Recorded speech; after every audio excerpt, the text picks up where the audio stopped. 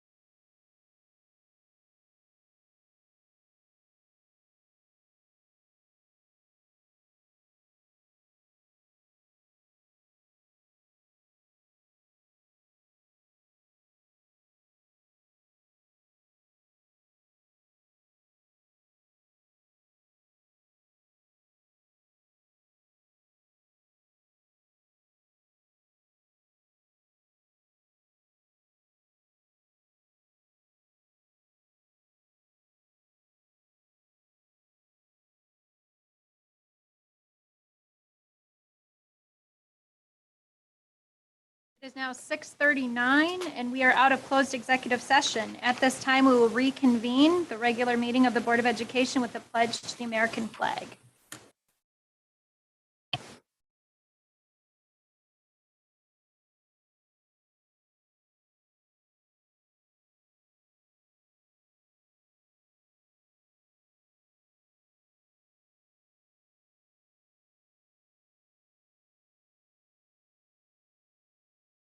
Roll call, please. Mr. Booker, Mr. Herrera, Here. Mrs. Hauk, Ms. Mayville, Mrs. Reed Nemick, Here. Mrs. Whitcomb, Here. Mr. Zickert.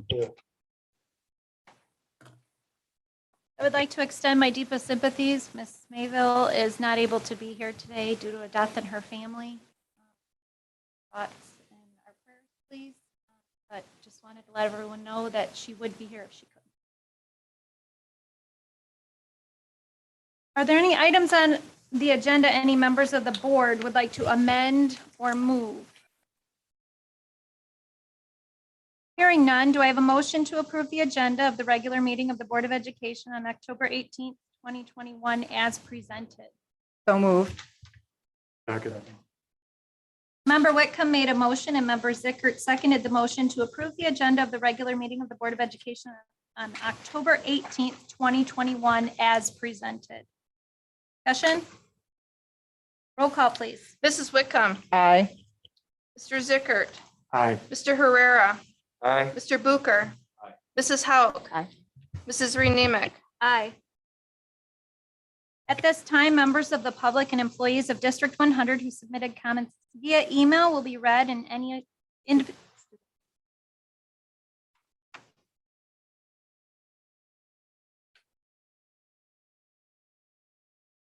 At this time, we'll have our school reports from our student council students.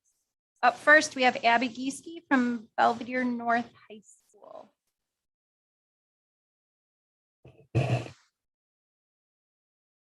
Hi, everyone. Thank you for all being here. So from Lincoln, they will have an all-school assembly split into 2 sessions with prismatic laser for their school-wide space theme. That evening, the students in grades 3 through 5 are invited back for a family night with the Discovery Center, also having a space. At Seth Whitman, they have been very busy so far this month. One of the things they have been focusing on is encouraging students to follow the building-wide PAC expectations, which are positive choices, attitude, respect, cooperation, and kindness. Their 5th graders are leaders of the PAC, have started to take over this building initiative. This week, they set up a school store outside of each pod and help PAC recipients cash in their PACs for prizes. This has been very well received, and the kids are excited to earn PACs. We have some excellent models of great behavior. We hope this excitement will continue. At Caledonia, October is off to a great start. They recently began saying the Caledonia Creed on Fridays as a building. We have all students come into the hallway and stay together. Our weekly spot winners then go to the office and are cheered by their classmates as they walk by. Students are loving it and it has given a great community feel. In addition, they are preparing for their first ever trunk or treat. They will be hosting this trunk or treat for families on the evening of October 20th. At Central Middle, they have wrapped up their fall sports seasons. Soccer took first place in conference. 8th grade football took first place in conference with an undefeated season. 7th grade football took third. 8th grade volleyball took second. 7th grade volleyball took third. And cross country and Palms both finished a fantastic. Belvedere North, during the last month, we've been utilizing our after-hours tutoring center and also implemented WIN during the school day for all students to get an assistance they may need in their classes. This has been a positive change that the students have appreciated, having the time built into the school day to meet with their teachers. We've also hosted our fall choir concert and band concert over the last few weeks and are excited for the fall play of Puffs that will be premiering during the first weekend of November. Fall sports are going well as they're beginning post play, and it has been a great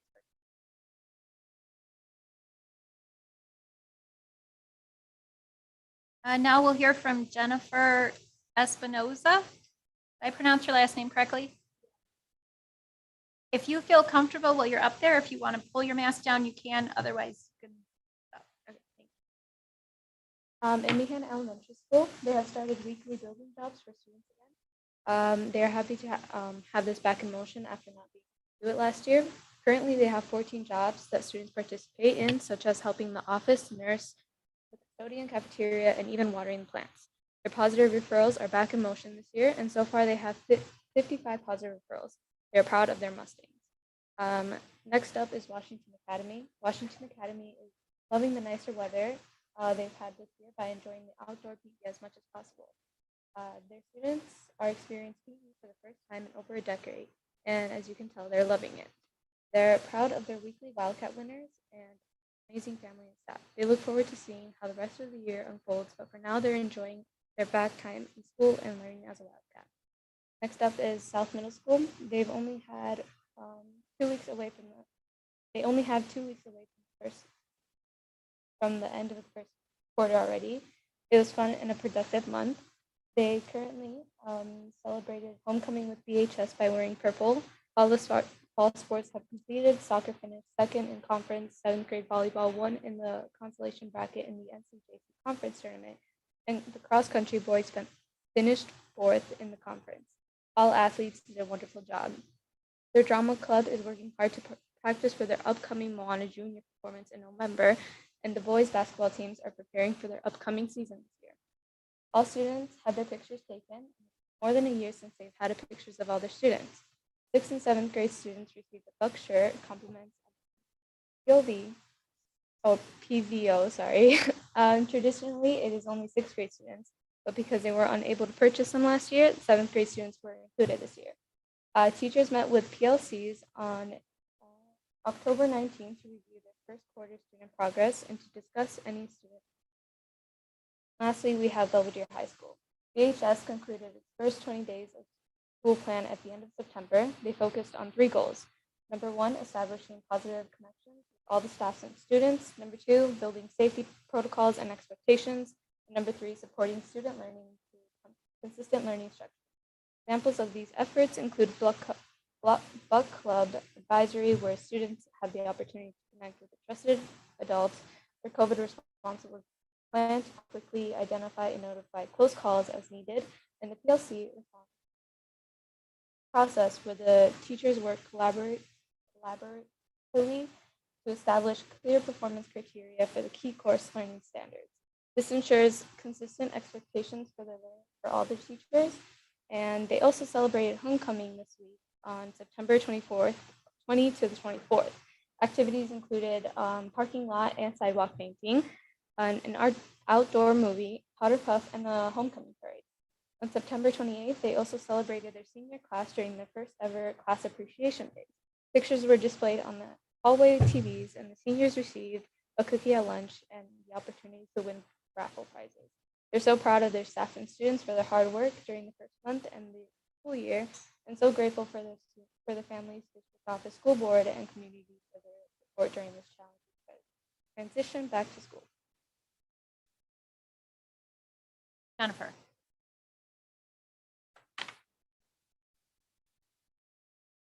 At this time, members of the public and employees of District 100 who submitted comments via email will be read, and those attending in person may make public comments. Per Board Policy 220, the board must allow 30 minutes of public comment and a 20-minute minimum total length of any one subject. If we reach 30 minutes on any given topic this evening, I may request an end to public comment. In order to give the maximum number of people an opportunity to speak this evening, please limit your comments to 3 minutes. And all comments provided to the Board of Education via email prior to the meeting will be read on those individual tabs. No? I'll start with the individuals that have signed up to speak. When you get to the podium, if you could introduce yourself, and also if you'd like to pull your mask down so we can hear you a little bit better. If you feel comfortable doing so, you can do that. First will be James Morris, speaking on diversity training for teachers and faculty to better identify bullying and racial microaggressions.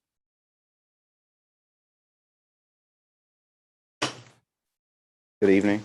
I'm James Morris. I have twin 10-year-olds that attend Seth Whitman, and I have a 7-year-old daughter that attends Seth Whitman. So this is our second year there, but I want to kind of take you through what I experienced. So as a parent, when you receive a phone call from Seth Whitman, your body freezes because you're trying to understand, is your child injured?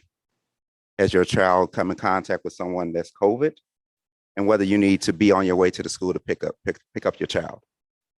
That was at 10:23 on September 14th. But what I've heard was, hello, Mr. Morris. I'm here with the front office with 2 teachers, and we have you on speakerphone. And for me, I'm freezing because as they're going through their introduction, I really want them to get to the point of the phone call. And as they began to explain to me what happened, it was a child that referenced my color of my son's skin as poop. And during that time, it went through one period, and it was my son who went to the teacher and said, that student over there made a racial comment about my brother. And that's what prompted the call. The teachers never mentioned bullying. They never mentioned racial discrimination. And as I thought about it, they struggled because they couldn't identify what it was. They can't identify the microaggressions, so they can't treat them. This was a learning experience that failed. So if a 10-year-old can identify it, it's because Seth Whitman has a 2.7% of Black population there. So where is the diversity training amongst the teachers? And how do I know that it's not going to happen again? So I'm here because my son said, Dad, what happens next? So if I look at your budget, I don't see where you have diversity training. I see that you do 90 minutes out of a school year and probably 15 minutes online. And for me, being a minority, that's not enough. So I'm presenting my question that my 10-year-old son asked me, like, what happens next? Thank you.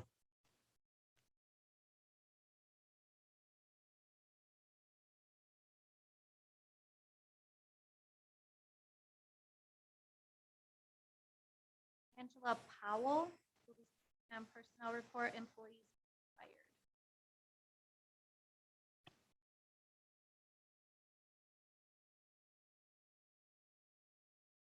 That's what I'm going to say because it's really fast. So yeah, I'm Angela Powell. I am a employee with Belvedere North High School. I'm a paraprofessional. I've technically only been there like 2 years, but I have been working in the district off and on for 18. So what I have to say is good evening. I hope that you have had time to read my email from today. I'm going to say some things different tonight from that email. I stand before you on the brink of being fired from a job I have been passionate about for 18 years. My first experience with emotional behavior disorder was with a student who threw a chair at his teacher in my daughter's kindergarten class. I fell in love with the idea of being able to help this student and others like him learn to be the best they could be.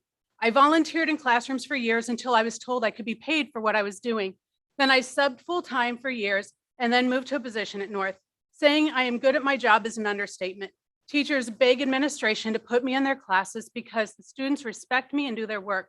What does all this have to do with being fired? By removing me from the class, we are non-compliant with 54 students' IEPs. This has a negative effect on those students and their ability to succeed.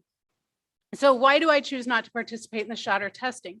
For me personally, it's a moral choice. I think that we need some definitions though. Moral is holding high principle for proper conduct and the concern with right and wrong. And religion is the sense of right, moral obligation, and sanctity.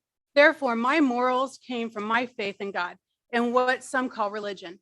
I am really bothered that an institution that has told staff that religious beliefs don't belong in a classroom now requires a religious exemption letter to explain that our moral issues with COVID shot and testing. And because of this religious view, I am being discriminated against and may lose my job. I believe I need to talk about my relationship with God to try and save my job, because it's this relationship that makes me so good at my job. It is my God-given passion to students because to be the best person they can be. God gives me the ability to daily cope with and love these students. I see them as God does, a valuable creation. I see the good and potential for greatness in them. God has given me a gift and a calling to work with students that don't fit the mold. I believe that God created all people. I believe that I am saved through the crucifixion and the resurrection in Jesus Christ. I believe that my body is a temple of the Holy Spirit. I believe that God created us with an amazing body that does amazing things like healing after being cut. Part of the amazing creation is the immune system that identifies, attacks, and kills germs and remembers those germs and reattacks them if they come back. I believe there is nothing greater than my relationship with God. If it was not for God, I would not be here. I am nothing without God.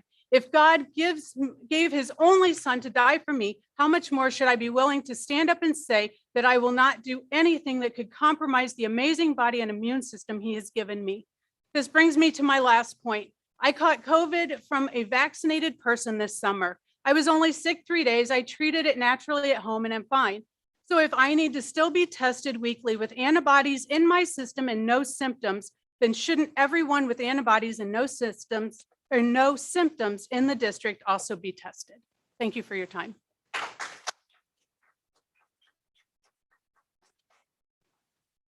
Thank you, Ms. Powell.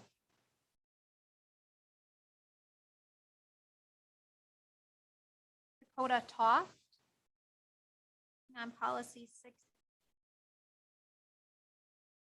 My name's Dakota.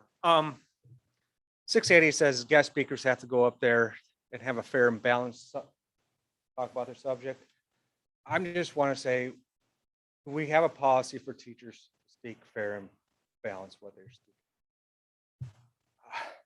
I got my kids coming home saying, hey, got teachers asking them what political party they're affiliated with. I don't think they need to know that.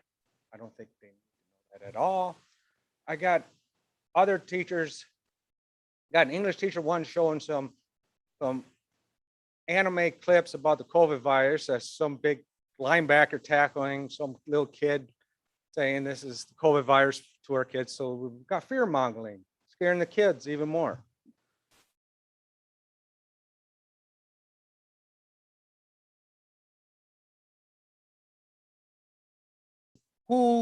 What policies do you have to make parents, teachers accountable?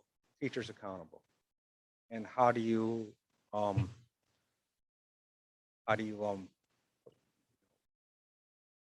make them accountable?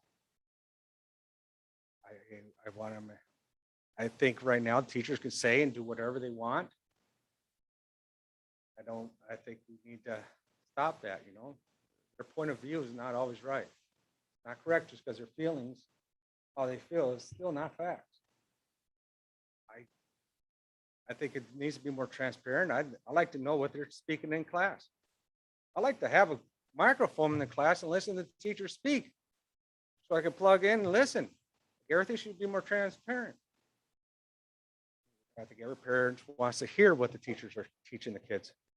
You got to make teachers accountable just as much as the kids being accountable for their wrong actions too. All I gotta say. Thanks. Mr. Toth.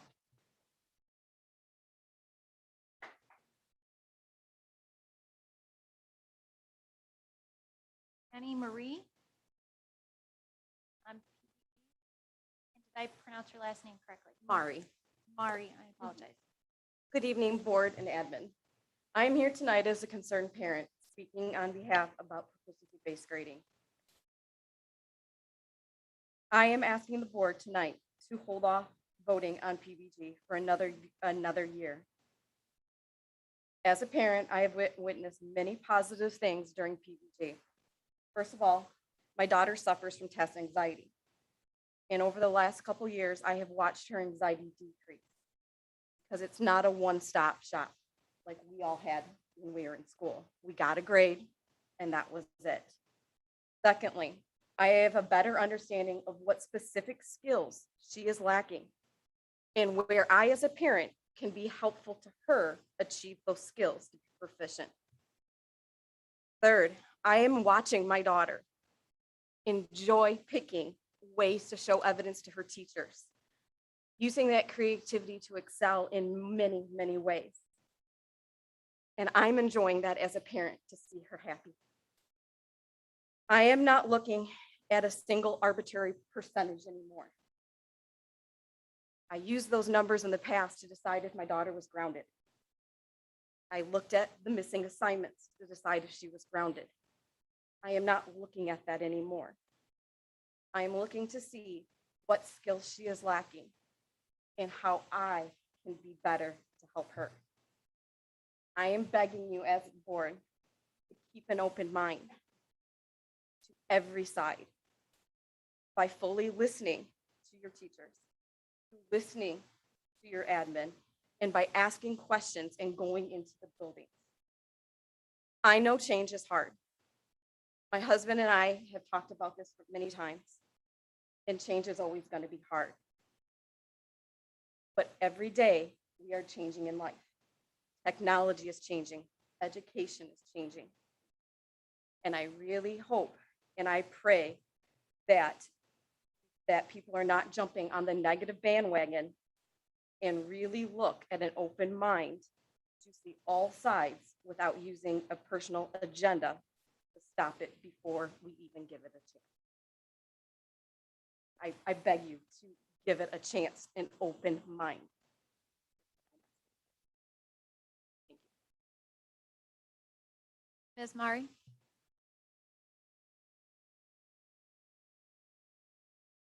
Alicia Perez, and PBG, where we're going in school?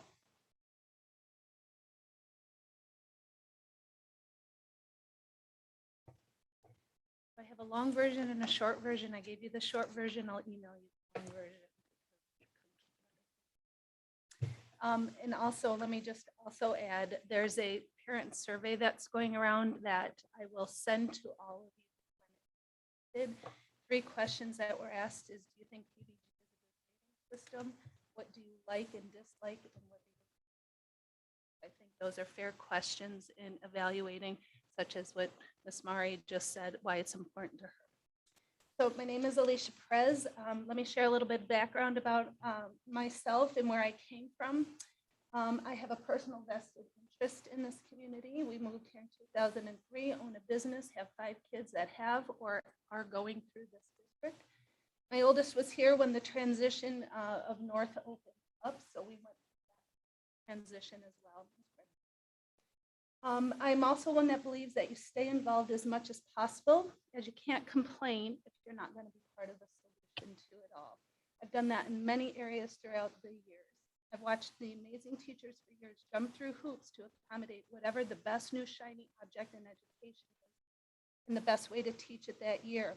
A very close friend of mine is an administrator in another district and says, we are among a joke amongst other districts. They say, let's see how it goes in Belvedere, because they're always trying something new. It's embarrassing if you ask me. So I have a question for all the administrators. And I respectfully say this, please understand that, but it's very, other than your paychecks, what vested interest do you have in our community? Live here? Do your children go to school here? If not, why not? Would you be willing to uproot your life living here and put your kids through our district? I also want to ask a rhetorical question. How many students have left this district in the last several years but still live in this community? They've gone private or they are homeschooling. Has anyone ever done an exit audit? Now let's talk about the serious downgrade of our school district in the last several years. In your packets, I've also put a copy of what is printed out there for us to see the regression. Let's talk about how you brought politics, personal beliefs, and racism into our school that wasn't there before like it is now. I feel like we have drank the juice of what's happening in the world. The kids do accept each other for who they are. This has always been a community that has been multicultural. 4 of my 5 kids are Mexican. One of them is a graduate of BHS and the other 3 will graduate from North. My kids have been judged and treated on how they act in school. They are good kids, but sometimes just knuckleheads. There is a joke I have PTSD seeing a school calling on my phone. Not because my kids were in trouble, although a few times, but because of their schoolwork. You know what these teachers did? They called me to let me know. They called not because they are Mexican, but because they were struggling. Came up with game plans. They helped them after school. They go to win. Now I recognized I am an involved parent. I'm very fortunate for that. But what district, and I understand also that kids don't have this at home. What District 100 has done well is built in time to get help for these kids who don't have what we have. These teachers aren't racist. This equity and equality crap has to go away. We do need to teach the diversity as that gentleman talked about. Your 3 minutes, okay. So I'm just gonna say, you can read it all in here, but PBG is a real struggle in this district. And I think it's really important that we go back. And I'll just say one last thing. I picked up my son today from school. I said, how was it? He said, Mom, it's such trash. These teachers don't know what they're doing. We can never get a 4 on these students. They don't know how to grade it. They don't know how to upload our homework into our system to correct it. Something's broken.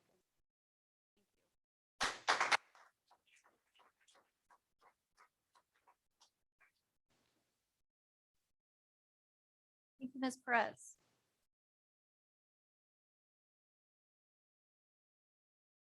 Anyone else that would like to speak in public session can do so at this time. Please approach the podium. And we'll move on.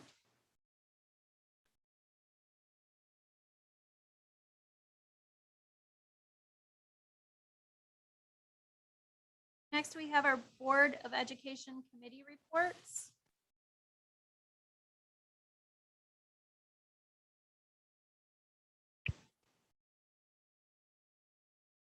Starting with the committee appointments, as outlined in School Board Policy 1150, board committees assist with the board's governance function and report directly to the board. Committees may include board members and non-board members, and members are appointed by the board president. Committees may not take final action on behalf of the board, but committees review, research, and discuss a number of school-related topics and make recommendations to the board. I would like to thank the entire community, parents, students, and community members for the overwhelming number of volunteers who responded to serve on a board committee. There were over 75, not including staff members, there were over 75 students, parents, and community members that volunteered their time. An updated list of the committees and their current membership has been included in this agenda. And I will just read those very quickly for anyone that is unable to find it on the agenda. For Policy Committee, adding Fabio Escobar, Carla Gale, Lori Lopez, Brandon Parker, Tamitha Pateca, and Michael Saxton. Curriculum and Instruction Committee, Bern Binger, Valerie Malavena, Marilyn Ochoa, Sarah Oki, Ronald L. Olson, and Ken Turnipseed. Business Services, I'm very sorry. Help me out with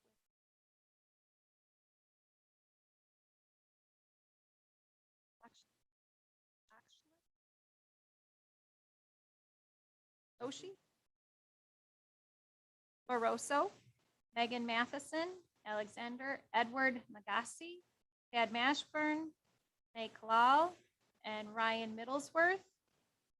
Facilities and Long Range Planning, Mary Ballack, Kevin Bailing, Dana Christensen, Brian Ernie, Teresa Glass, Charles Provecchio, Heather Powell, Vanessa Sinacor, and Rebecca Zimmerman.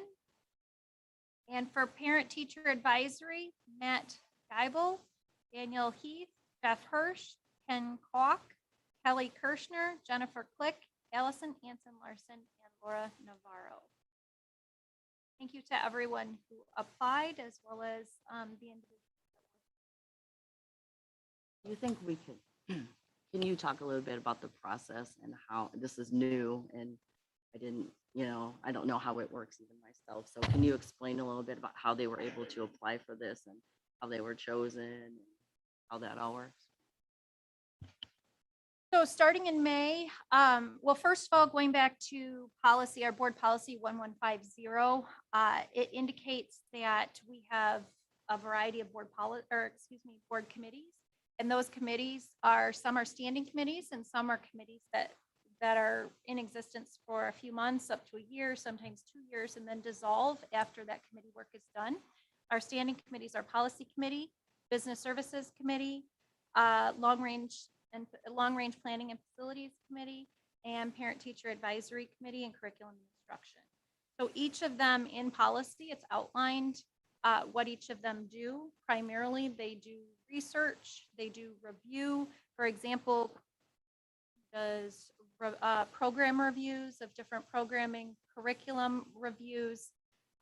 Business Services looks at the financial aspect of the district, the budget, the recommended bond reforms. Most of the contracts that we would see come through Business Services Committee. And Parent Teacher Advisory Committee is a committee that is listed as a standing committee, but has not been utilized in the past. And that is a committee that looks at behavior policies, that look at bus riding policies, that look at student safety policies, and research those and see if there's anything to recommend to the board that might need to change in policy or possibly in process. And then in regards to the facility and long range planning, that is one that we have not used for a length of time. And that looks at our building facilities. Are they being utilized appropriately? What are our plans for utilizing the buildings in the future for number of students that we have? Are we providing the best facilities for that? Do we have too many facilities? Do we have too few facilities? Do we have just the right amount?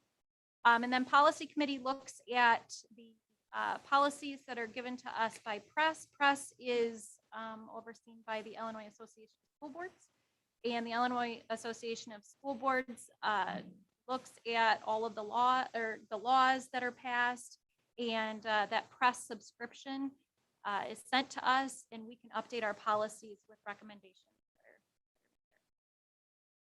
And then in regards to another question you had was how people are found or appointed.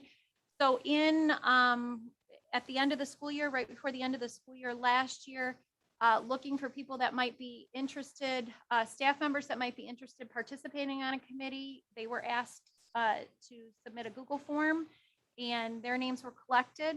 Same thing was done with students, parents, and community members. They were offered the opportunity to apply and fill out a Google form. The parents, community members, and students, that went out in September, and gave them about a month to respond.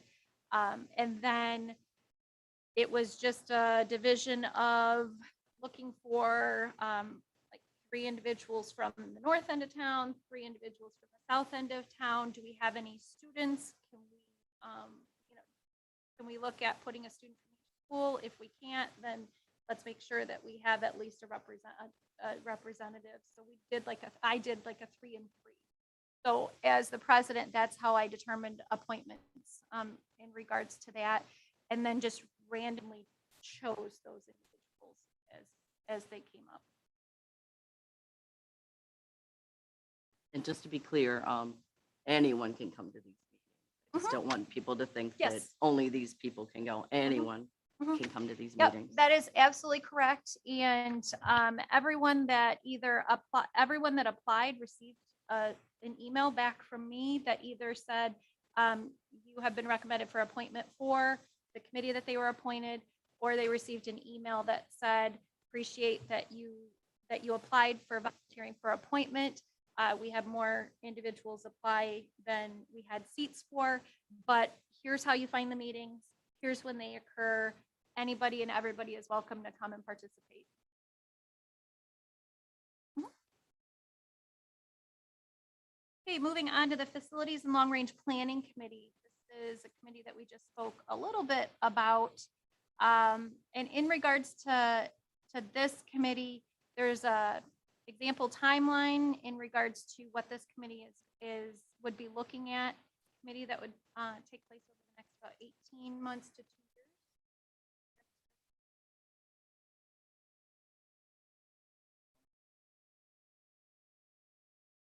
As long as the board wants them to meet, they could meet. Yeah. So currently, we do have obviously appointed membership. However, the two board members have not been appointed to this committee just because of looking for individuals that have the time to devote to the length of the committee. So any board members that do have a desire to be on this.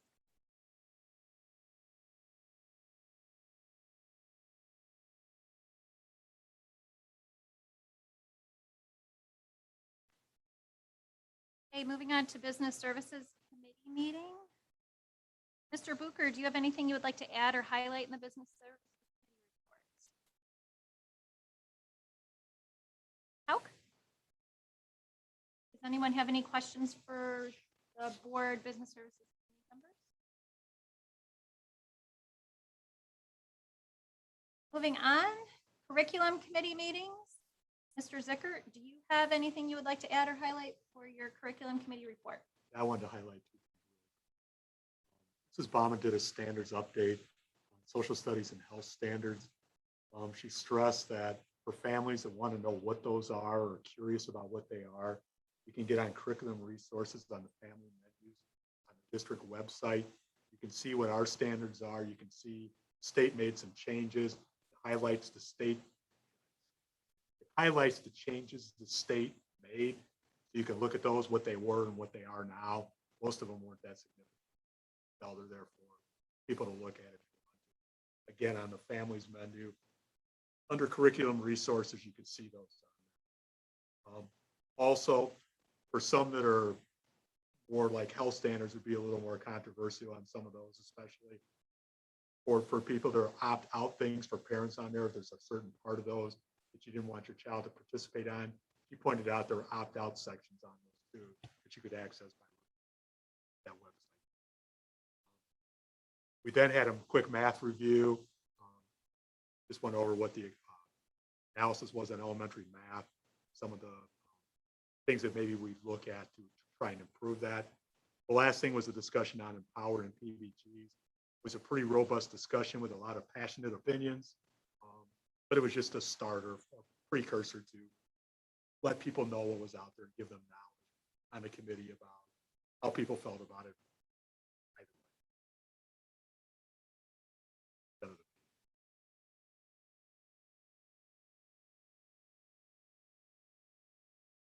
Does anyone have any questions for the board curriculum committee members? Okay, policy committee. Whitcomb, do you have anything you would like to add or highlight from your policy committee reports? Nothing I want to highlight or necessarily draw attention to in the report itself, except to say we were very blessed that this was the first meeting we had parents that had been recently assigned to the committees able to attend, and 3 of the 5 were able to be there, plus 2 additional community members. And it really was a very, and it was a very rich conversation surrounding a number of issues. And they, remarked that they were happy to have been included and feeling like they had a seat at the table and a voice. But nothing other than that, just that it was nice to see them be engaged, interested, and invested. Sarah, do you have anything to add?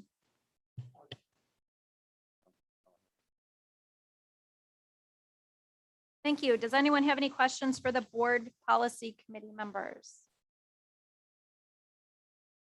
Also on this evening's agenda is first reading of policy 460, purchases and contracts. Any discussion? Okay, next on the agenda is consent agenda items. Are there any items on the consent agenda any members of the board would like to take out for separate consideration? I'd like to take the personnel report out.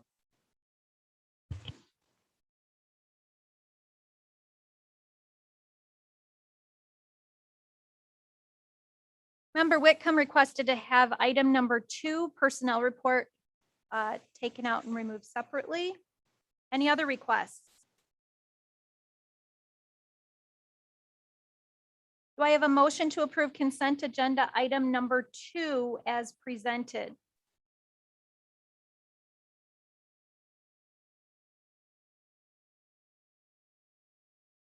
Okay, do I have a motion? Sorry, I'm just not sure that I understand the question. So are we approving it? We're not voting to say that we're going to accept it as it is, but we're discussing it. Is that correct? So I'm requesting if there is a motion to approve it as presented. That motion can be made as presented, or if someone has a different motion, they could make the motion at that time. Okay, so that. So you want to move to amend? So, Yes. so you would like to move to make a specific motion for the Correct. personnel agenda? Okay, your motion, please. Yeah, all right, that's my motion. Sorry. I'd like to make a motion to remove the following individuals from the termination discussion. Zupan, Wagner, Lachey, and Powell. And that. Okay, this might be a little clumsy, so we're gonna have to figure That's this out. I don't know if it's a separate motion to talk about the policy and the unpaid leave, the date in which it started and or would start going forward. So that a motion would be made and then there would be discussion in regards to the motion. Okay, Member Whitcomb made a motion to remove Zupan, Wagner, Lachey, and Powell from the personnel report.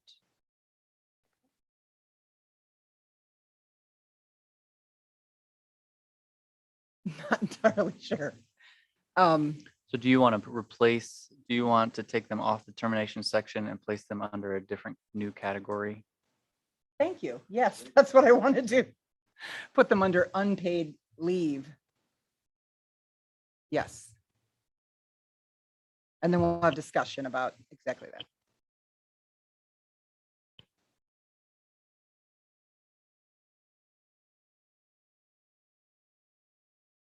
Member Whitcomb made a motion to remove Zupan, Wagner, Lachey, and Powell from the termination section of the personnel report and move to unpaid leave.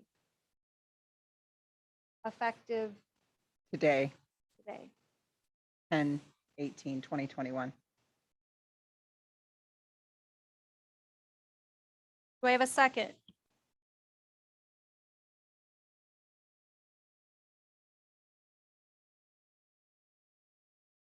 Member Whitcomb made a motion and Member Bucher seconded the motion to remove Zupan, Wagner, Lachey, and Powell from the termination section of the personnel report and move Zupan, Wagner, Lachey, and Powell to the unpaid leave section effective 10/18/2021. Discussion? So I asked that they be moved because I think that we have a policy that we need to be more adherent to as it relates to the process by which they were placed on an unpaid administrative leave. And that's the reason for moving them to unpaid administrative leave. I want to be clear that I can only speak for myself. I don't like the mandate, but the mandate is what it is, right? We have to live within the mandate as it has been prescribed for us, whether we like it or not. And I don't like the fact that we find ourselves in this position, but I also don't want to dismiss individuals if we have not while requiring them to be adherent to the mandate and having consequences if they don't, also be adherent to the policy we have about how we get to unpaid leave and termination.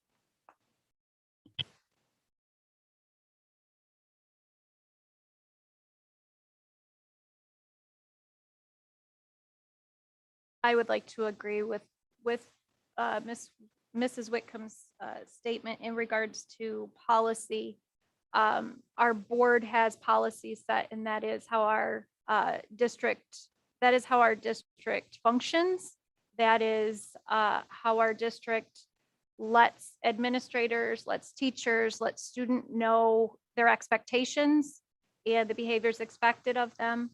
And I'm looking at this from a process and policy standpoint, and I would say I agree with you.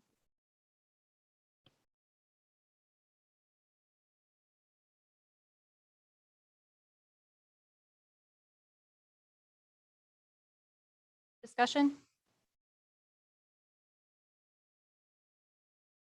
Are there any questions regarding the motion? Roll call, please. Mrs. Whitcomb. Aye. Mr. Booker. Mr. Zickert. Aye. Mrs. Hauk. Aye. Mr. Herrera. Mrs. Reed Nemick. Aye.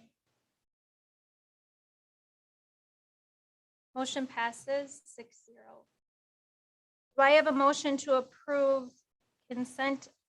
Excuse me, do I have a motion to approve the remainder of the consent agenda items? That being number 1, number 3, number 4, number 5, number 6, number 7, and number 8 as presented. Motion to approve remaining consent agenda item 1, 3, 4, 5, 6, and 7, and 8 as presented. Member Zickert made a motion and Member Herrera seconded the motion to approve consent agenda items 1, 3, 4, 5, 6, 7, 8 as presented. Discussion?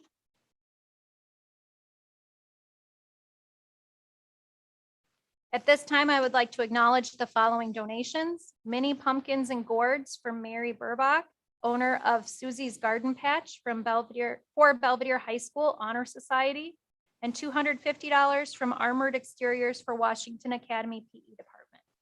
Roll call, please. Mr. Zickert. Yes. Mr. Herrera. Mrs. Hauk. Mrs. Whitcomb. Aye. Mr. Booker. Mrs. Reed Nemick. Aye. Motion passes 6-0. Next, we have our roll call items. Do I have a motion to approve the notice of remedy for employee 101821-A1? So moved. Member Whitcomb made a motion and Member Herrera seconded the motion to approve the notice of remedy for employee 101821-A1. Discussion? Roll call, please. Mrs. Whitcomb. Aye. Mr. Herrera. Mr. Zickert. Mr. Booker. Mrs. Hauk. Aye. Mrs. Reed Nemick. Aye. Motion passes 6-0.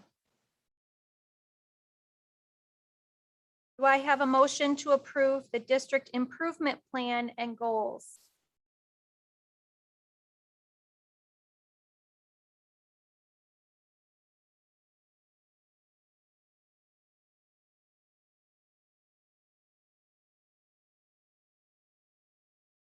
Hearing no second, we'll move on to the next. Do I have a motion to approve the allowance for teachers to teach?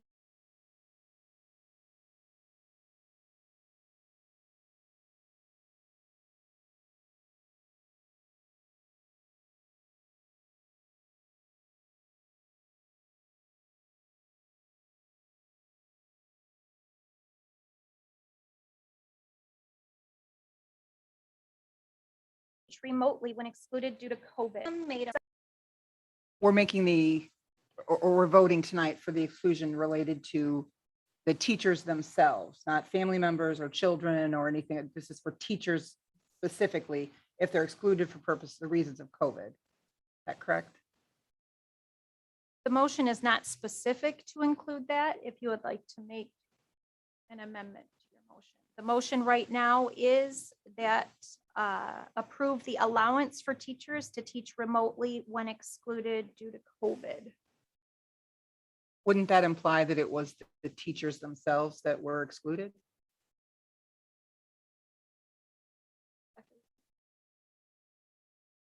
So you would probably just need to clarify for us, they could be excluded due to COVID because they are positive, they are a close contact, or they have a family member that's a close contact or probable case, and they have to stay home because of that.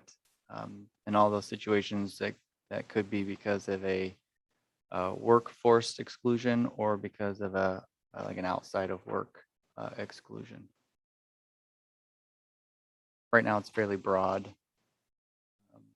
We can apply it broadly. We would just need to know if you want us to apply it broadly or to specific scenarios. So you're looking for guidance as to whether or not we want you to apply it broadly or narrowly to the teachers if they're excluded, either positive or close contact, or more broadly, including family members. Right now, the way it's written, we would allow them to teach from home in a broad sense or teach remotely in a broad sense. So regardless of whether they were vaccinated or not, if they were excluded for any reason from the school that has to do with COVID. But we would not exclude them from school if their children were positive. Is that correct? We would not exclude them from school. The health department may exclude them, may quarantine them. I believe your question is if a teacher, if their child at home was excluded due to close contact, not excluded due to positivity. Well, right. So you're saying that the health department could exclude a parent, a teacher, teaching parent from school if their child was home based on a close contact. Is that what is, no? No, if their Am I not child, understanding? if their child tested positive, they could be given a quarantine order from the health department. Have we had that happen? We have had, yes, teachers, administrators, paraprofessionals. We've had a lot of situations in the last 18 months where individuals had to stay home because their child tested positive. Yeah. Okay, I guess it's a good thing we're talking about it because I guess I'm not entirely sure then.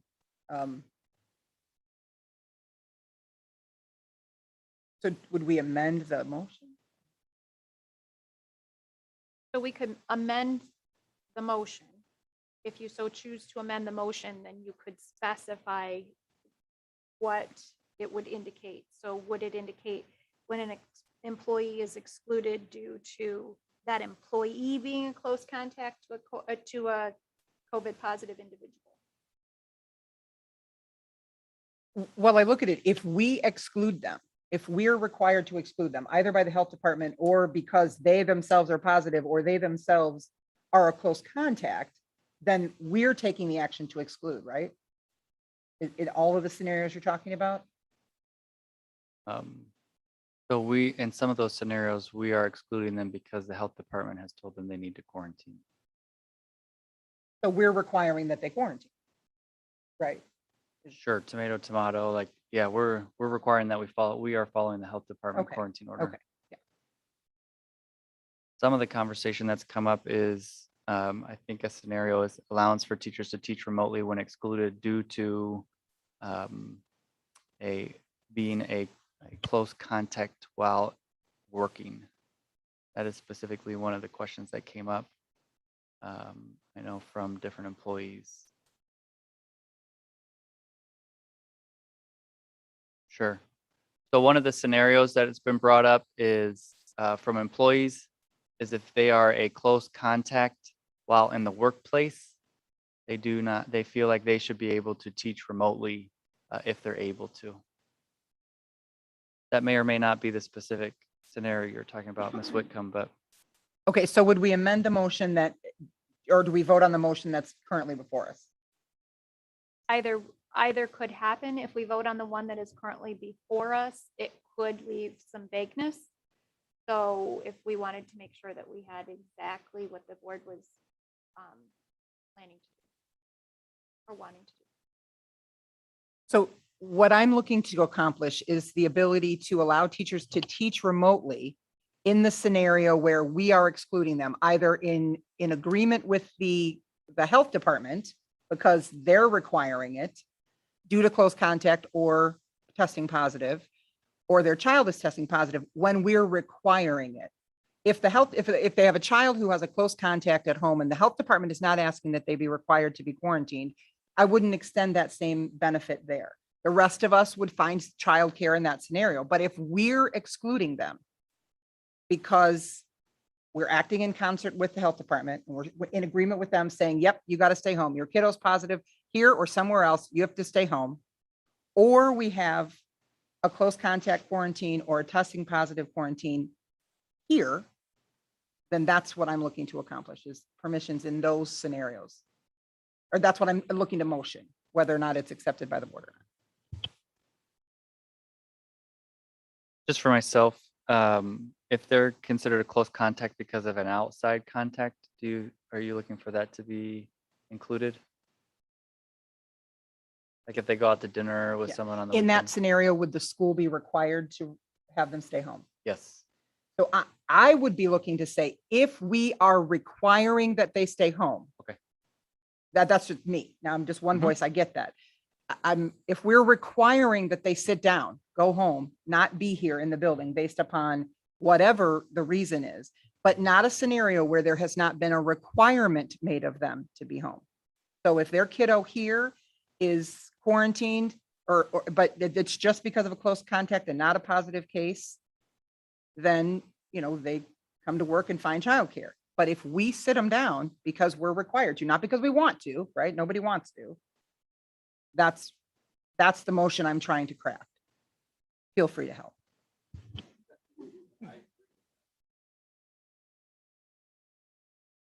Currently, the motion is to approve the allowance for teachers to teach remotely when excluded due to COVID. So I think, correct that me if might I'm work. wrong.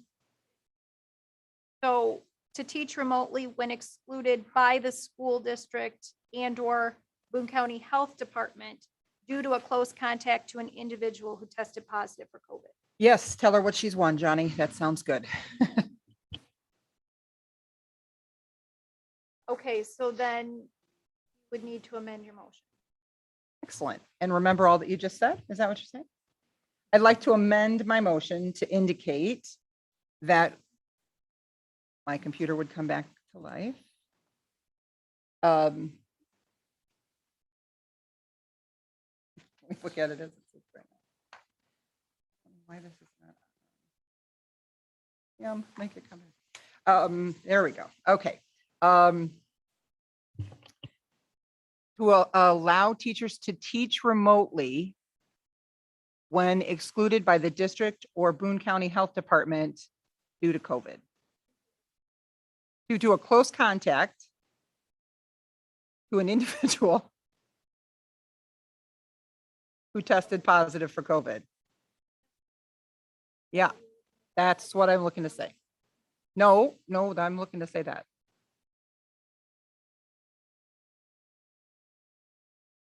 Okay.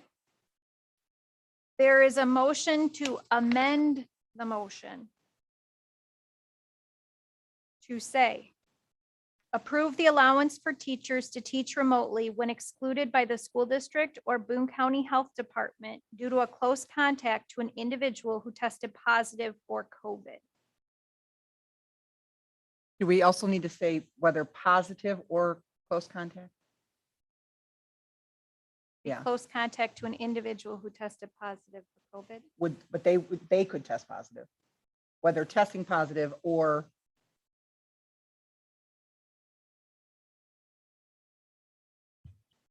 I just want to make sure we're following the school districts. Right? There's not a scenario where this person would have to home teaching due to a rule from the health department and not the school.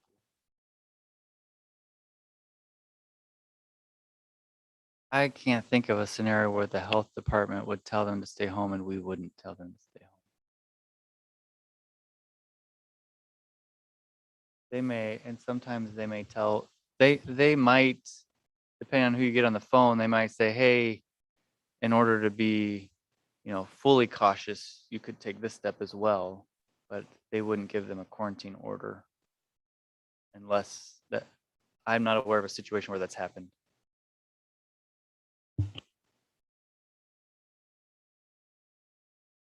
So Member Whitcomb made an amendment to the motion to approve the allowance for teachers to teach remotely when excluded by the school district or Boone County Health Department due to a close contact to an individual who tested positive for COVID or tested positive for COVID themselves.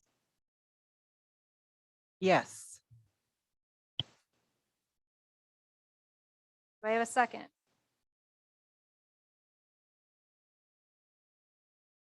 Member Whitcomb made an amendment to her motion and Member Bucher seconded the motion to approve the allowance for teachers to teach remotely when excluded by the school district or Boone County Health Department due to a close contact to an individual who tested positive for COVID or tested positive for COVID themselves. Additional discussion or questions?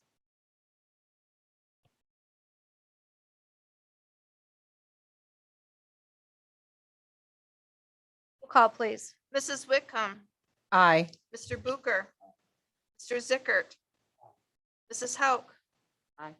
Mr. Herrera, Aye. Mrs. Reed Nemick, Aye. Amendment passes 6-0.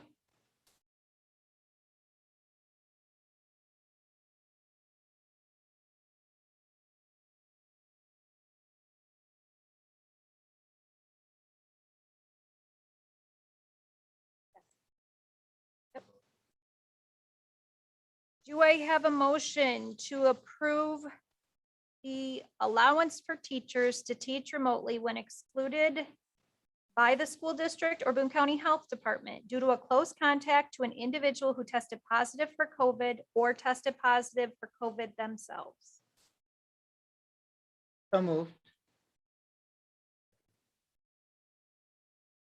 Member Whitcomb made the motion and Member Zickert seconded the motion to approve the allowance for teachers to teach remotely when excluded by the school district or Boone County Health Department due to a close contact to an individual who tested positive for COVID or tested positive for COVID themselves. Any discussion? Roll call, please. Mrs. Whitcomb, Aye. Mr. Zickert, Mr. Booker, Mr. Herrera, Mrs. Hauk, Aye. Mrs. Reed Nemick, Aye. Motion passes 6-0.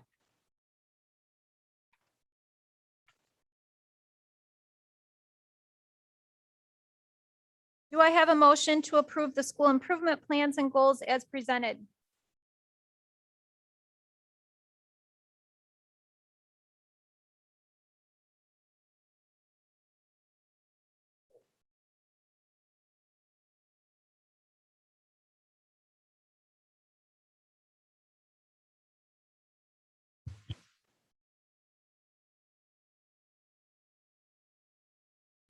Member Zickert made a motion and Member Whitcomb seconded the motion to approve the school improvement plans and goals as presented.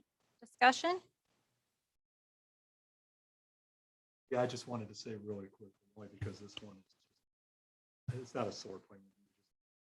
Area to look at for in the future. Some of the school improvement plans have survey data where the amount we want to improve really an infinitesimal number that I don't think, I think it going from hundreds of a percent improvement is not is real in real world. Probably part of we surveyed and the group we're surveying, maybe not even one person, but I think maybe in the future look at what we're trying to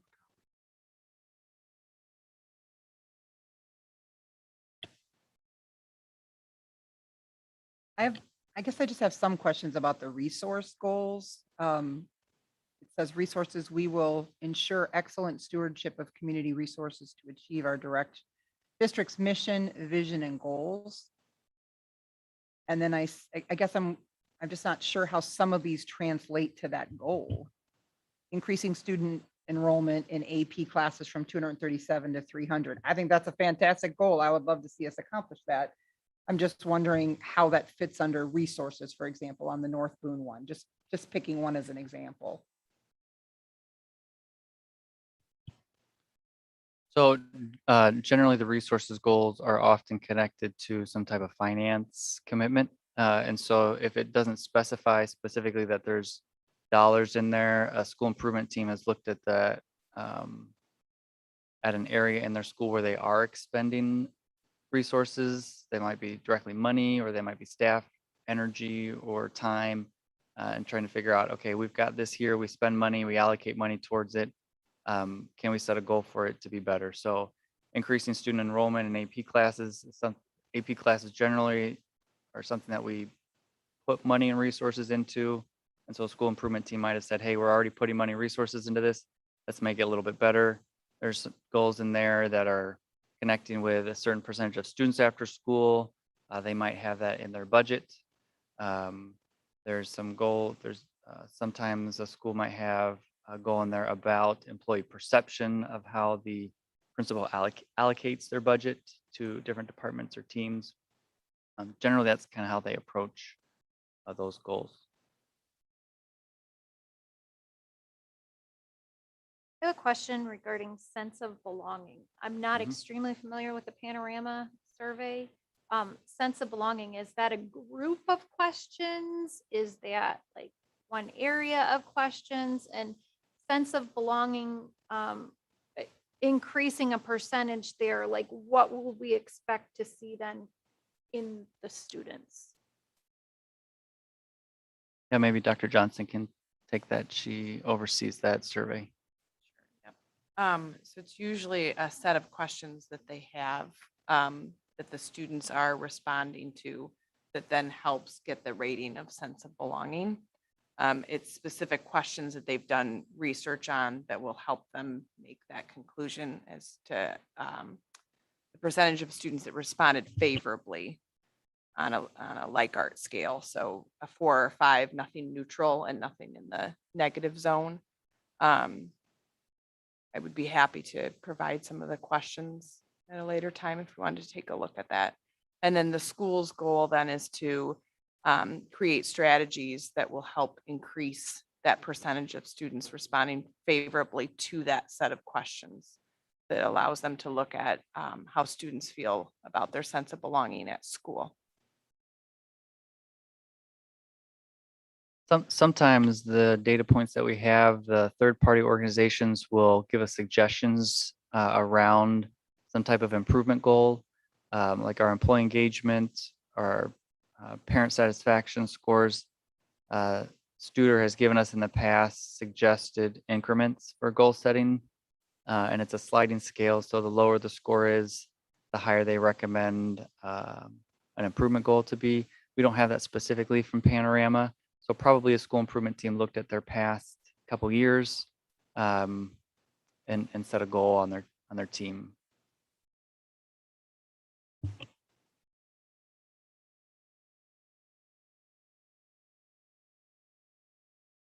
Do the benchmarks, for example, for the employee engagement score and the parent satisfaction survey, I know that we don't use Studer anymore. We do everything in-house.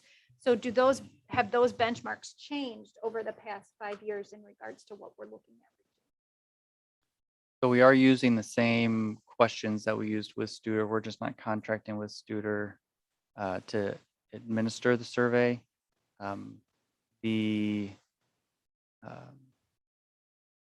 So the target, or maybe you have to tell me what you mean by benchmarks. The types of goals that we set based on the prior score has been consistent. So generally schools are trying to get to a 4.3. If they were just under a 4.3, maybe a 4.25, then their goal might be to increase 0.05.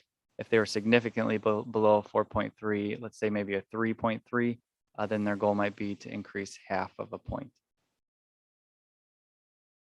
Does that help? So, yeah, so when they say like that you need to go up like a 0.03, does that information change as a benchmark for Studer themselves over a period of years as they're getting more and more data.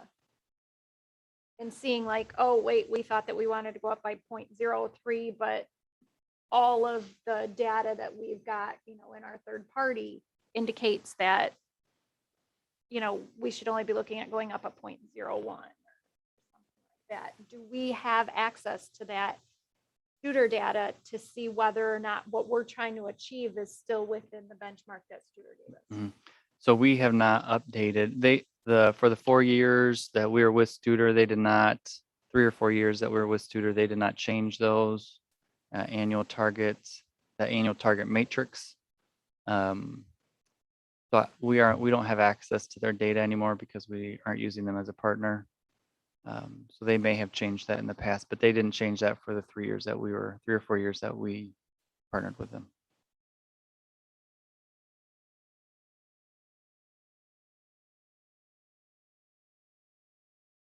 Any other discussion?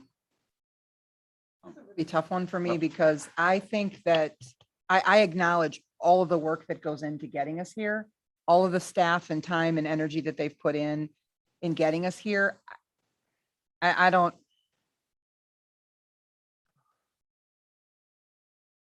But I don't resonate with some of the goals and again, it's hard because I didn't realize we were going to get to the school granular level.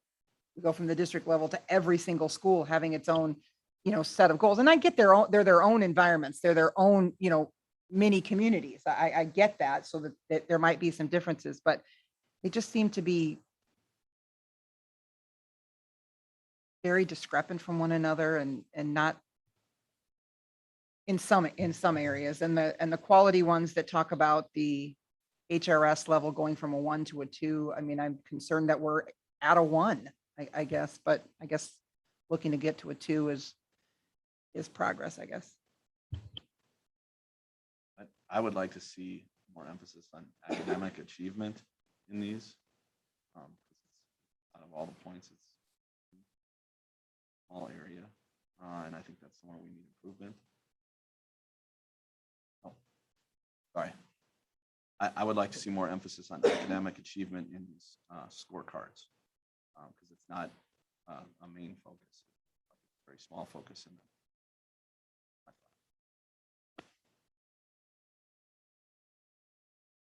Yeah, I wasn't going to say more. I agree with Mr. I do think though in October, toward the end of October, maybe formulated based on 4 and things like that, that maybe looking toward the future, understand the emphasis, wanting to see some more student achievement goals in there. So we look to formulate these, cognizant of putting those in there.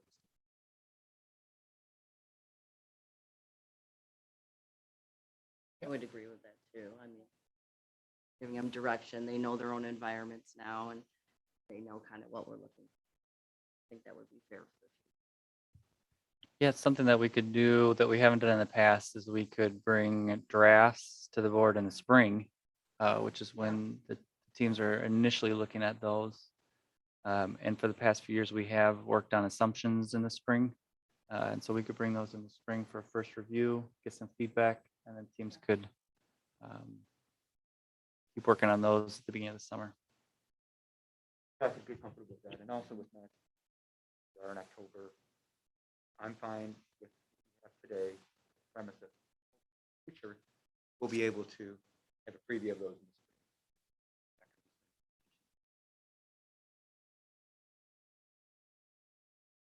I have down, I just wrote this little note, school improvement goals coming maybe in the summer, question mark, before anybody made that suggestion. Because then definitely like professional development, I'm sure is focused towards things in the summer that you're going to want to see in the schools. So I think that would just be a really good lead in. So we're not, 2 months into the school year and looking at what our goals are for the school, as well as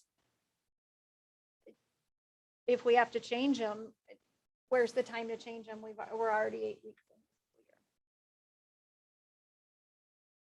Any other discussion? Roll call, please. Mr. Zickert, Aye. Mrs. Whitcomb, Aye. Mr. Herrera, Aye. Mr. Booker, Mrs. Hauk, Aye. Mrs. Reed Nemick. Aye. Motion passes 6-0. Do I have a motion to approve the interagency cooperative agreement between Belvedere School District 100 and Youth Services Network / Child and Family Connections #1 as presented?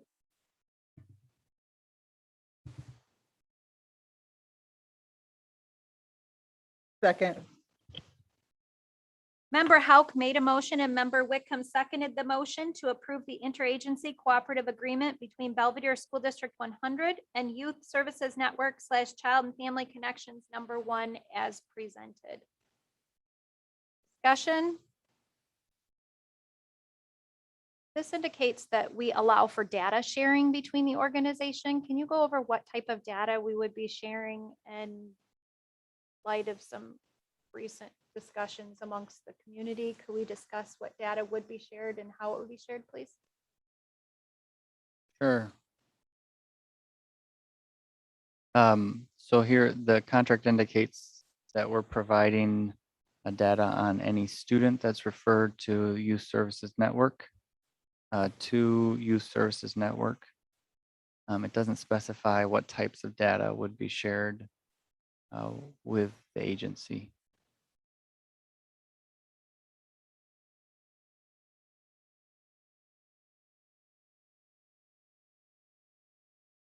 So the contract does not state what information is to be released specifically to Youth Service Network from the school district.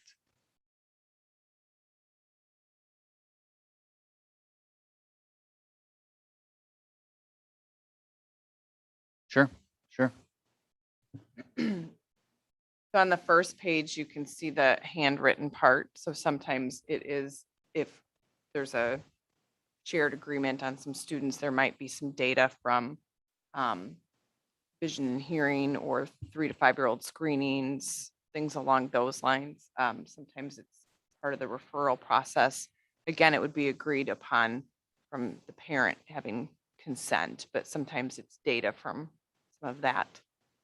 Those might be some examples. So you're saying before a referral would take place or before we would accept a referral, a parent would be approving it and they would know what data was going to be released. Is that what you're saying? So if you see on the second page at the top, it'll say subject to a YSN release of information signed by parents and youth through their confidentiality policy. So we agree to work with them, but obviously the parent would have to sign that.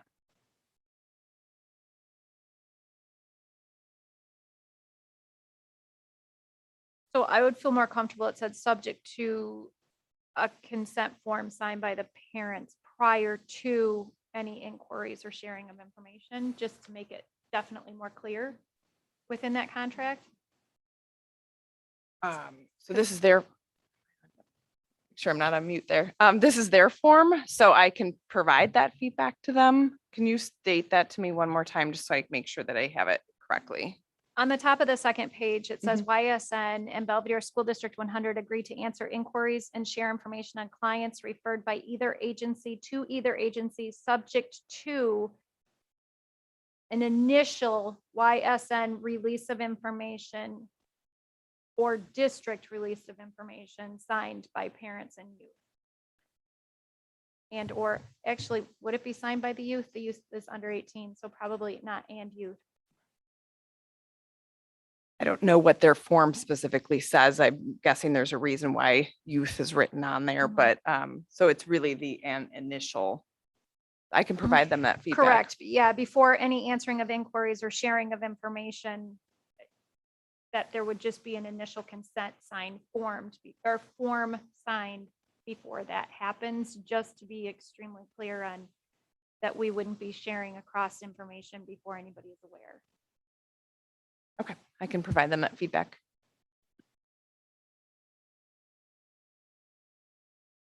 students that are in need of services right now? Are we holding anything up at this? Are we holding anything up right now for students to receive services? We're not approving. I don't know exactly how that works. Yeah, I would have to look into that as well. Our special education department works with them, probably the closest of all of us, so I'd have to inquire.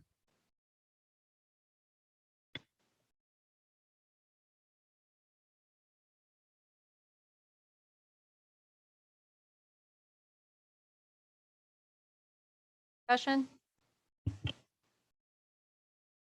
We're voting on how it reads now. That You're going to get more information. Provide them feedback on the form and ask them to add that in. To amend the motion to indicate the requested information be added, and if it can be, then it would be approved upon adding, so we don't have to wait another month.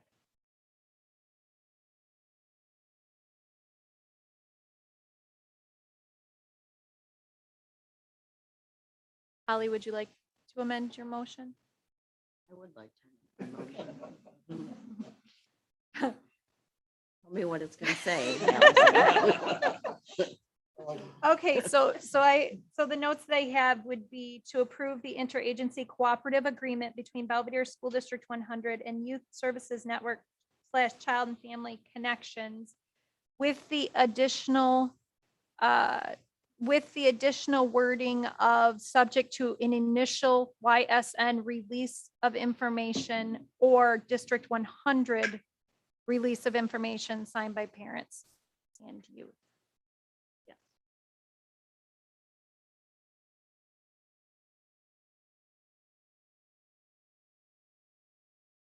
So there's an amendment to the motion. The amendment would read to approve the interagency cooperative agreement between Belvedere School District 100 and Youth Services Network / Child and Family Connections.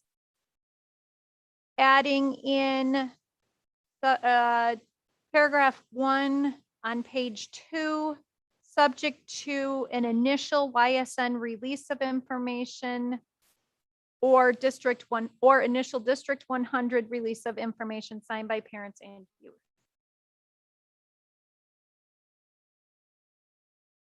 Any additional discussion? We are voting on the amendment to the motion currently. Roll call, please. Mrs. Hauk, Aye. Mr. Herrera, Mr. Zickert, Aye. Mrs. Whitcomb, Aye. Mr. Booker, Mrs. Reed Nemick. Aye. Motion passes 6-0.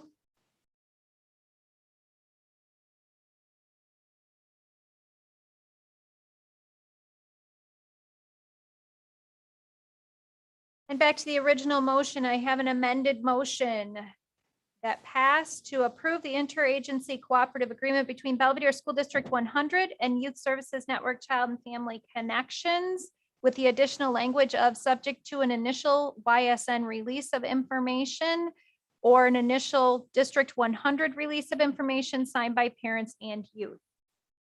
Any discussion? Roll call, please. Mrs. Hauk, Aye. Mrs. Whitcomb, Aye. Mr. Booker, Mr. Herrera, Aye. Mr. Zickert, Aye. Mrs. Reed Nemick. Aye. Motion passes 6-0.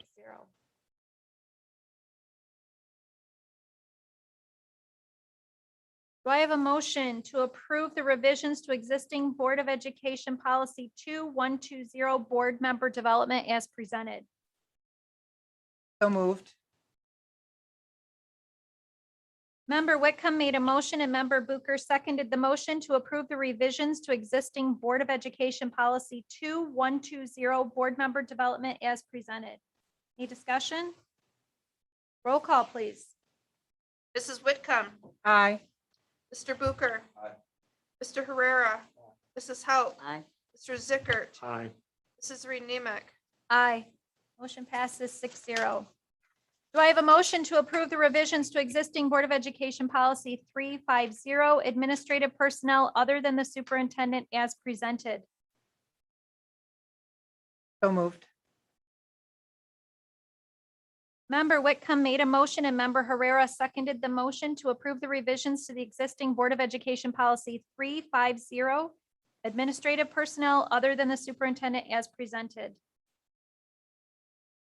Discussion? Roll call, please. Mrs. Whitcomb, Aye. Mr. Herrera, Mr. Booker, Mrs. Hauk, Mr. Zickert, Aye. Mrs. Reed Nemick, Aye. Do I have a motion to approve the revisions to the existing Board of Education Policy 7240 random drug testing program as presented? It's not the policy, it's the Oh, administrative sorry. procedure. Thank you very much. Do I have a motion to approve the revisions to the administrative procedure regarding policy 7240 random drug testing program as presented? Motion to approve revisions of existing administrative procedure 7240 random drug. Second. Member Zickert made the motion and Member Whitcomb seconded the motion to approve the revisions to existing administrative procedure for policy 7240 random drug testing program as presented. Discussion? This was a shortcut around making an entire change to a policy. And I appreciate Dr. Weisman being open to doing it from an administrative procedure perspective. I think it leaves the intention of the policy intact, and we, due to the request of coaches, can find some relief this year for the purposes of drug testing, and we have the ability to, but we also have a provision that allows us to go as few as 0 to as many as 5. So seems like a good balance based on requests from coaches, and a little shorter distance to being able to take action right away by making a change to the admin procedure rather than the policy itself.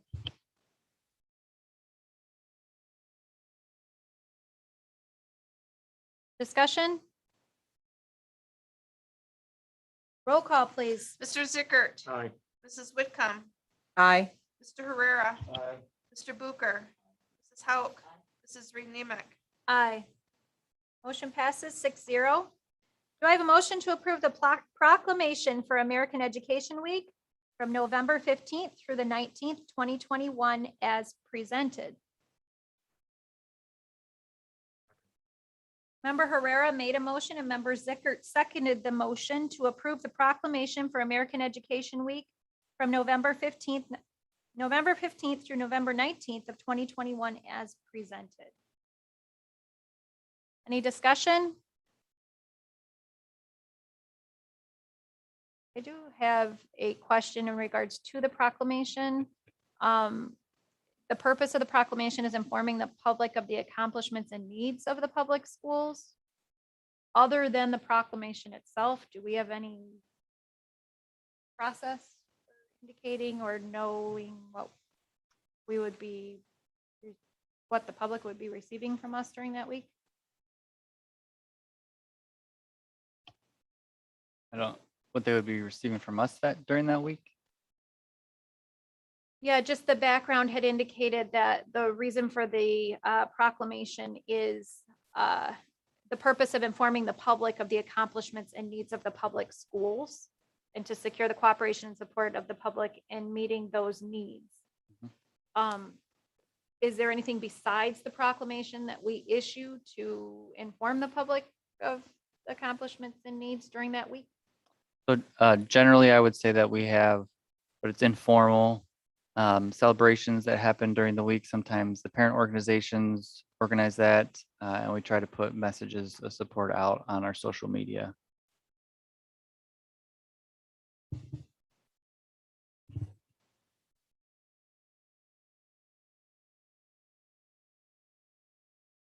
Other discussion? Roll call, please. Mr. Herrera, Aye. Mr. Zickert, Mr. Booker, Mrs. Hauk, Aye.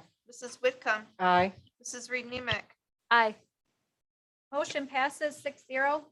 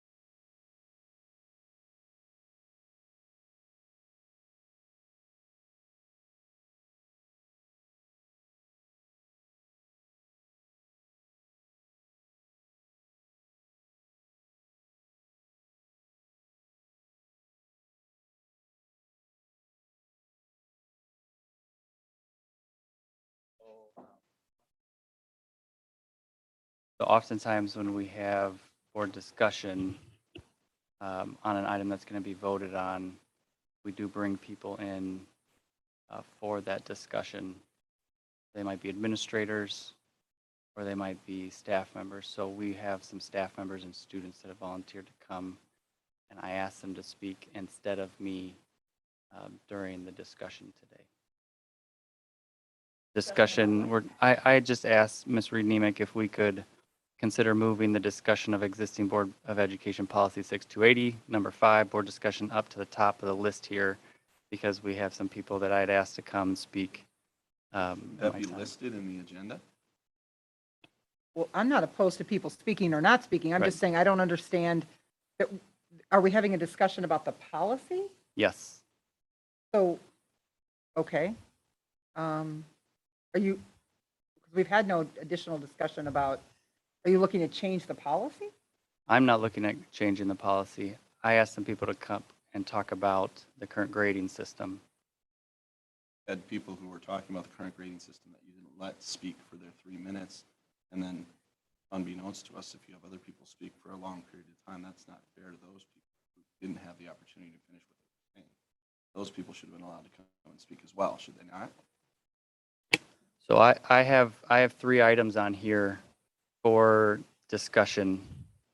My intention was to share and discuss those 3 items. And I brought people to help me do that. Usually in discussion, the administrative team does make comment or talk about or present the items that they've got here as presented. Well, I'm comfortable listening to some feedback around this subject, whether it's the administration or whom they may have lined up in this case. That's not fair to the people who wanted to speak on the subject. We're not discussing what's fair currently. We're actually looking just at what it reads on the agenda. So for example, board discussion is discussion amongst the board to ask administrators questions that arise because of that. And administrative reports is typically where we receive reports and updates and things like Okay, that.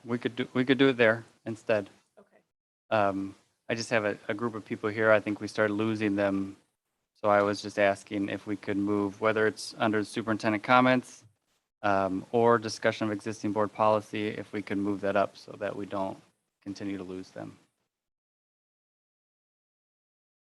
That's your decision, though. If you want to keep the agenda in the order that it is, that's your decision. So just so I'm clear, we can have anybody come and speak at any time outside of the 3 minutes if anything's on the agenda. Correct? So the administration does talk for more than 3 minutes on topics. Right. That's correct. You're the administration. Yes. Yep. And I did ask people to come and speak. But they are not the administration.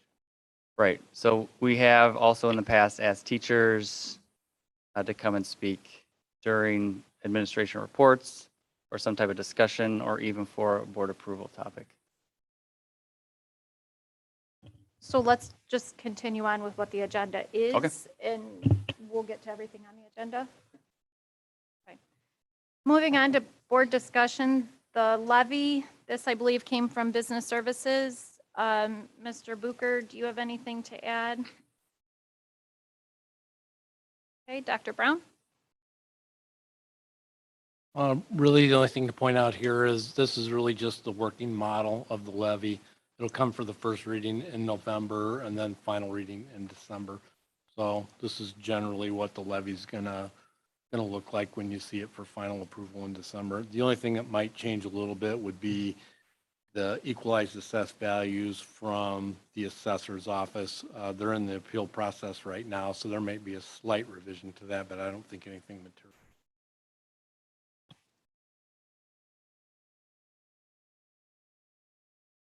Any discussion? Questions for Dr. Brown, Mr. Bucher, or Mrs. Hauk?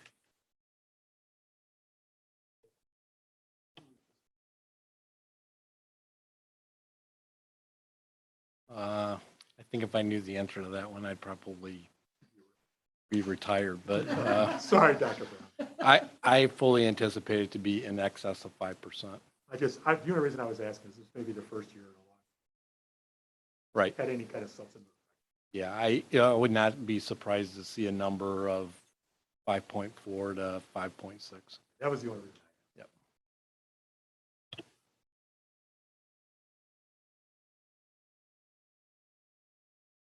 IASB resolutions.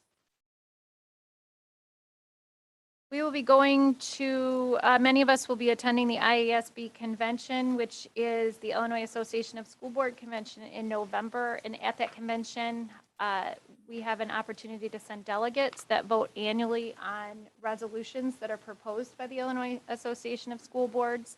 We have the option of sending a delegate to vote on our behalf, which we have done since I've been on the board. We have done at least once. Mrs. Hauk was our delegate 3 years ago. 3 years ago, in response to a resolution, and I believe it is in response to the same resolution that is being called for, or one of the resolutions that's being called for, which was voluntary concealed firearm carry by district employees. The topic had been proposed several times in the past and had been rejected each time, including the time that Mrs. Hauk represented our district at the delegate assembly. There is a number of resolutions that are being submitted by the resolutions committee. Now would be the time to discuss whether or not, one, what our strong feelings are one way or another regarding any of the resolutions. And also, if we want to send a delegate to vote on our behalf, a delegate being one of the board members that would be at the IASB convention.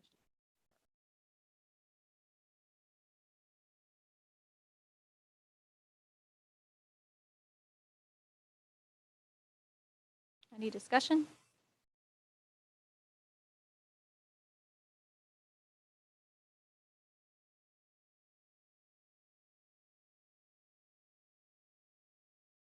Yeah, I'll make it really. I just on some of these, having first, I know I saw. Some of these seem like really substantive issues that I feel all of these uncomfortable about making the decision. Out of them, I don't. I'm really highly opinionated. I just pick on this one, paid childcare for board members. Comfortable looking at stuff. Just looking at it for the first. Mrs. Hauk, correct me if I'm wrong, but our delegate could vote on just one resolution, correct? It wouldn't be required to vote on all of the resolutions? Yeah, I'm remembering right. With the discussion with anyone?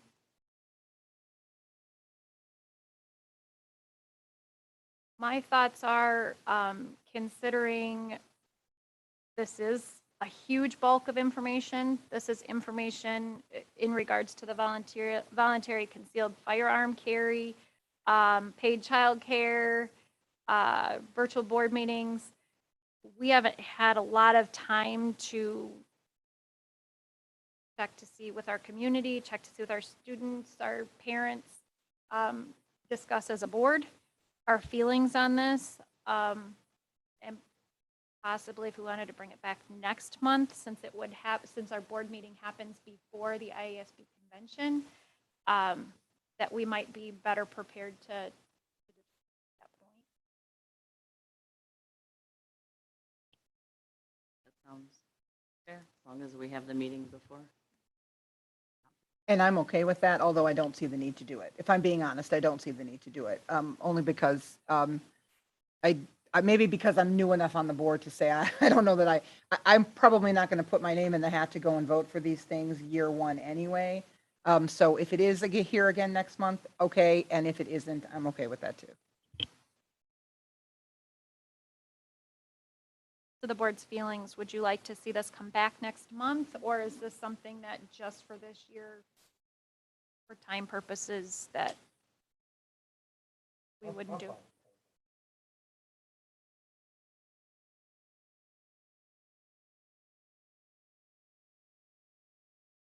I don't think Mrs. Haug volunteered to do this. I'm just explaining how it went. I second the Oh, motion. yeah.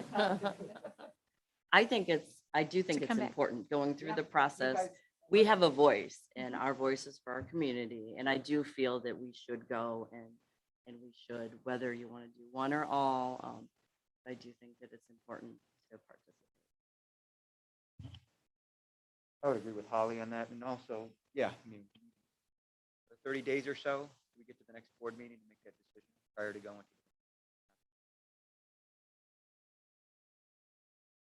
Say anyone listening, anyone viewing now, here now, or viewing after the fact, if you have definite ideas, thoughts for the board members, we are your representatives. So voting on something like this, we would like to hear from anybody and everybody. Feel free to find one of us, email us, or contact us. Okay, moving on to Health Insurance Trust Committee structure. This is something that the Health Insurance Trust Committee has been in existence for many, many years. In fact, I don't know, does anybody know when it became a committee? But this is a committee that is put together that consists of, and Dr. Brown, please correct me if I'm wrong, it consists of 2 individuals from our teacher bargaining unit, 1 individual from each of the other bargaining units, and yourself.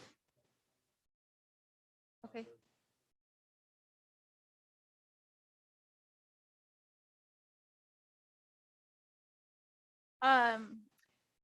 So in regards to the Health Insurance Trust Committee, just this past summer, there was a change from our clinic, from Activate to a new provider, that new provider being Swedish American Health Systems, which is changing to UW. And that was something that the board did not need to vote on because it came through the Health Insurance Trust Committee. And they made that determination, and the 5-year contract was put into place because of their recommendations from that committee. I asked that this be on the agenda in regards to, there is a committee that has the authority to act on the board's behalf, but we don't have anything in writing that indicates how that happens, how the committee, what the committee does, what the expectations are for the committee, and what the committee can do on behalf of the board. To my knowledge, the board has not in the past authorized the Health Insurance Trust Committee to act on its behalf in regards to contracts. So past practice has allowed it, but just to shore up any questions in regards to what the Health Insurance Trust Committee does, I wanted to bring it to the board and ask the board. We have some options. We could leave it how it is. We could determine some expectations and do a memorandum of agreement with the teachers union in regards to the expectations between the committee and the board. We could do that, or we could kick the can a little bit further down the road and say we're going to do something about it later on. Well, help me understand, no committee makes unilateral decisions other than this one. Is that what I'm understanding? The curriculum committee, policy committee, business services, we don't make decisions, we bring recommendations to the board. And the board then votes on those decisions. That's my understanding. That's correct. Okay, so how is this committee different than that? It's not a board committee, or I guess not a board committee. Okay, so Listed as a board it committee, acts no. autonomously separate from the board on our behalf? Yes. Do we have any, what say do we have in how they, what say do we have in how they do anything? oversight is from this board for that trust? Currently, there's not anything written. It would just be past practice for what the committee has done. I believe that the committee, correct me please if I'm wrong, the committee sends a recommendation each year for the health insurance, the medical and health insurance. Hiring of the TPA. So they make a recommendation to the board and then the board approves that on an annual basis. In regards to the clinic did not necessarily have to come to us, but we don't have anything in writing that indicates what comes and what doesn't. So the TPA recommendation is a recommendation, as with every other policy committee, that would come, or committee, not policy, that would come to the board as a recommendation. We recommend this TPA. Is that what I'm understanding? But there's a contract in place for the clinic that the board didn't vote on. What's the, is there a cost for the contract? I mean, what's the cost?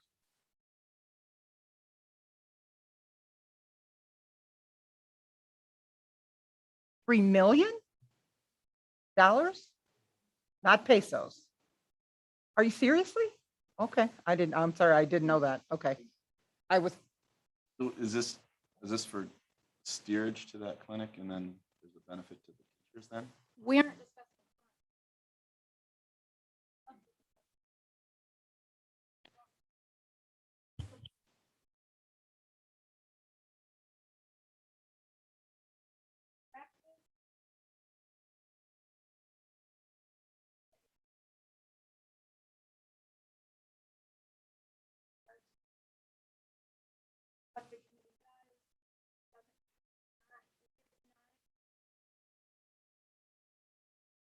So I would be a proponent for saying we have to get some level of checks and balances. They may be able to still act autonomously with some additional instructions, but I would have never imagined that we had a committee acting on behalf of the board, spending $3.5 million of the board, I would the district's second money. that.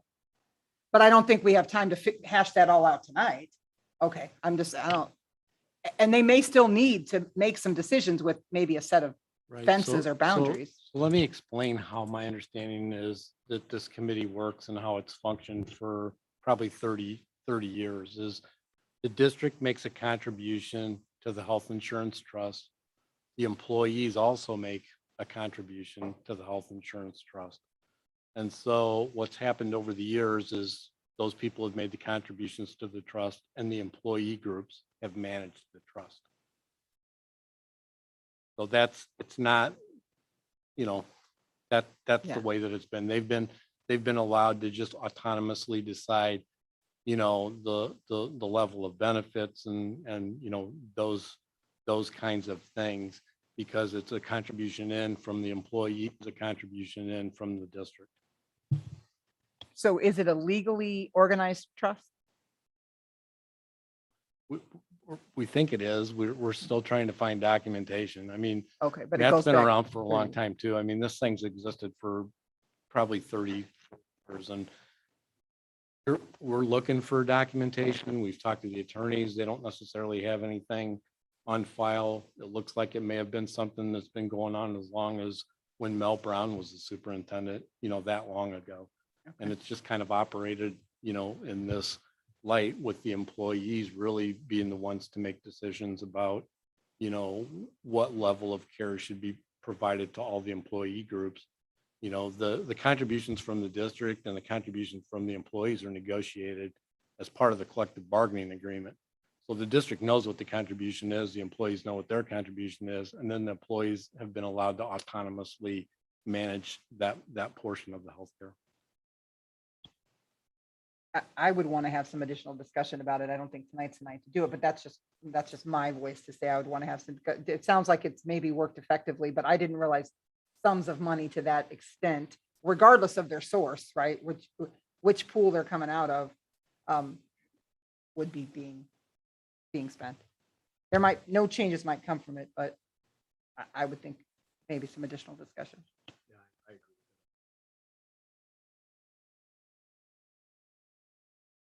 I get that it's been autonomous. Part of it was one of those things.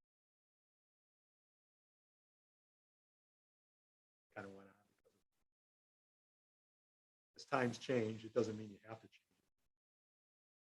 But at least look.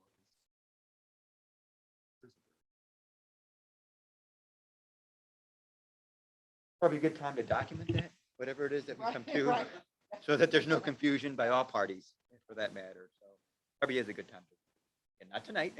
Right, not but tonight. But on a different occasion. we should. Patients may just be writing down what the past practice has been. Any other discussion? Strategy discussion on insurance renewals. So we talked about this at Business Services.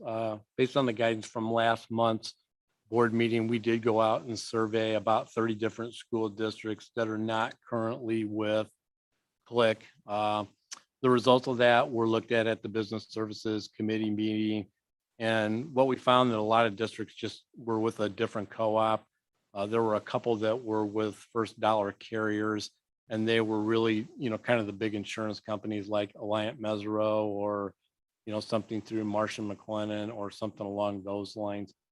So, given that and no kind of real clear direction on, what might be good to pursue, we're just looking for a little bit of guidance on what, we might do next steps. We are working on an RFP and pulling all of the requisite reports that we would need to be able to get to somebody so they can give us quotes. But, like we talked about before, we don't really want to spread this out too far and wide, because if you have 5 brokers chasing the same deal, nobody's going to think you're serious about really going out for numbers. And so, there's a couple of brokers that popped up, when we were talking to some of the other districts. Ryan Feltus Insurance was a suburban group that came up. The Horton group did not come up, but that is a group that we have worked with in the past. Hub Insurance came up a couple of times. That's also a group that we have worked with in the past, but we've only worked with them on the benefits side. We've not really worked with them on the property casualty and liability side.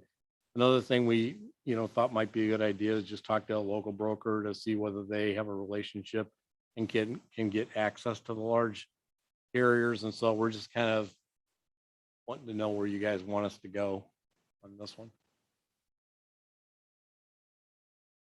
Well, what I'm about to say is going to probably be very surprising because I work in insurance and I definitely was a strong voice and proponent for the fact that we should be looking, and I still believe that that is true.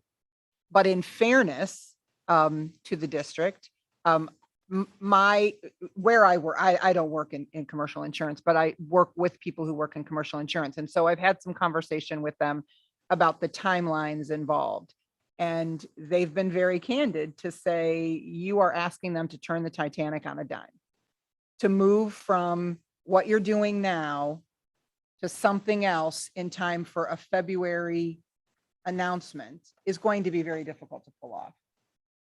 Not impossible, but difficult to pull off. So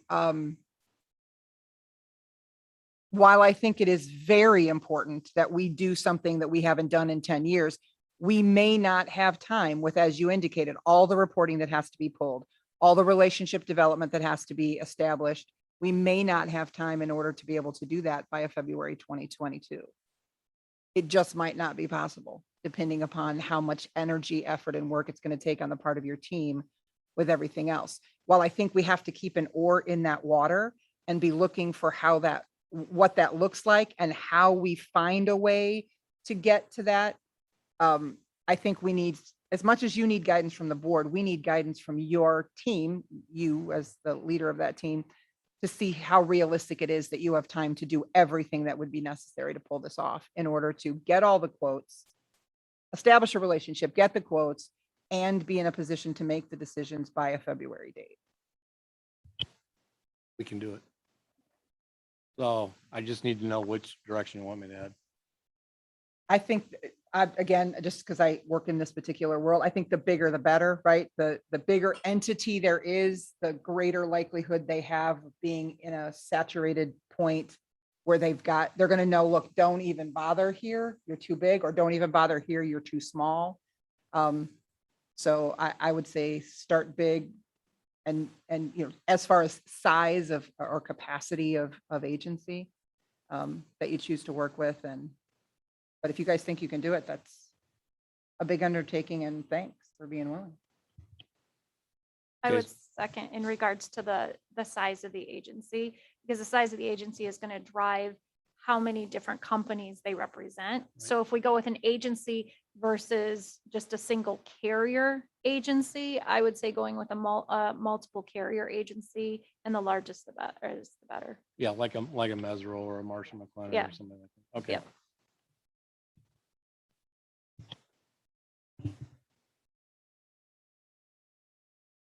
Guidance, Dr. Brown. Okay. Everything your team has done thus far, it doesn't go unnoticed. It is appreciated that you've been willing to undertake it, and it's a lot to do, having not done it for quite some time. So it's a lot to do, and I know, I think I speak for everyone. I say appreciate that throughout the entire process of the discussions about wanting to do it to the point of getting to the action steps. Even tonight and saying we can do it. I appreciate you being all in on spearheading. Okay, next, discussion of existing board policy 6280, grading and promotion. Okay, so in the same way that we had Dr. Brown describe the scenario or the context, I was under the assumption that because the board is voting next month on an up or down of our current grading policy, and the board has requested that for votes we bring something twice, that I would have some time to discuss the current grading and grading platform, program, and philosophy. So I've included that in there and was going to cede my description to the principal, 2 staff members, and 2 students, so they could describe the grading system. That would then give you some context before you ask us for questions and specific information that you need next month. I would request that we allow them to do that during this time. We could push it to superintendent comments, but they've been patiently waiting here. And it's specifically in regards to the vote that you're going to have next month on the grading policy. So whether or not they talk now or they speak in a little while, and I don't really have an oar in the water for whichever way we go. I think the way that the agenda item is listed is probably not the intent.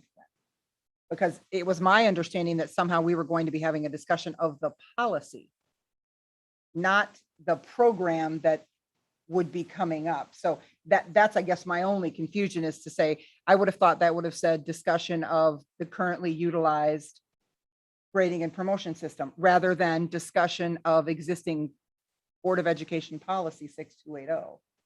I thought we were discussing the policy. I didn't realize that you were looking to have a robust conversation about the program that's currently in place. Based upon the agenda item, can you see where the confusion where I'm saying, I thought we were discussing the policy. Yeah, so when Ms. Reed Nemick and Mr. Zickert and I discussed this, I thought it was pretty clear that has to do with the November vote. So that could be that maybe we worded the item poorly. The background and the recommendation is specific to the grading philosophy and practices. I think we're pretty transparent on Wednesday of what we, through the background and recommendation of what we were hoping to discuss, as well as the attachments. Want to add too, we have kids here. That's why we're here. And I want to hear what the kids have to say. So whether it's now or whether it's later, I want to hear what the students have. I'd rather we do it now, because it's starting to get late, and I know these kiddos probably have some homework to do and other stuff that they got to prepare for.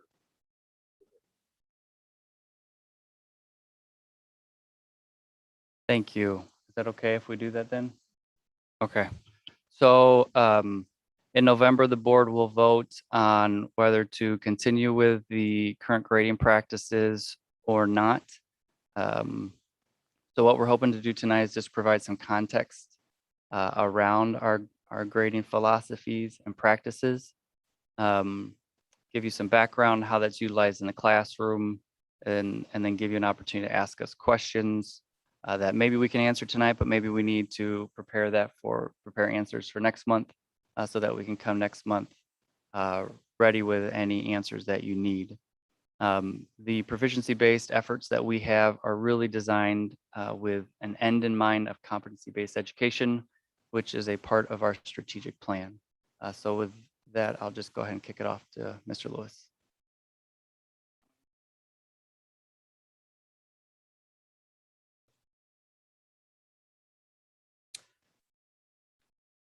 Good evening, everyone.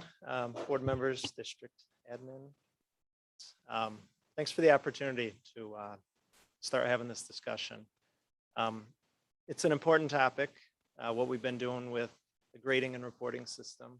It's come up through the public comments tonight a little bit, and like I said, appreciate the opportunity. So real quick story. Last month, I had the opportunity to give some building tours to a few alumni, members of the class of '86 and 2001 as part of their class reunion tours.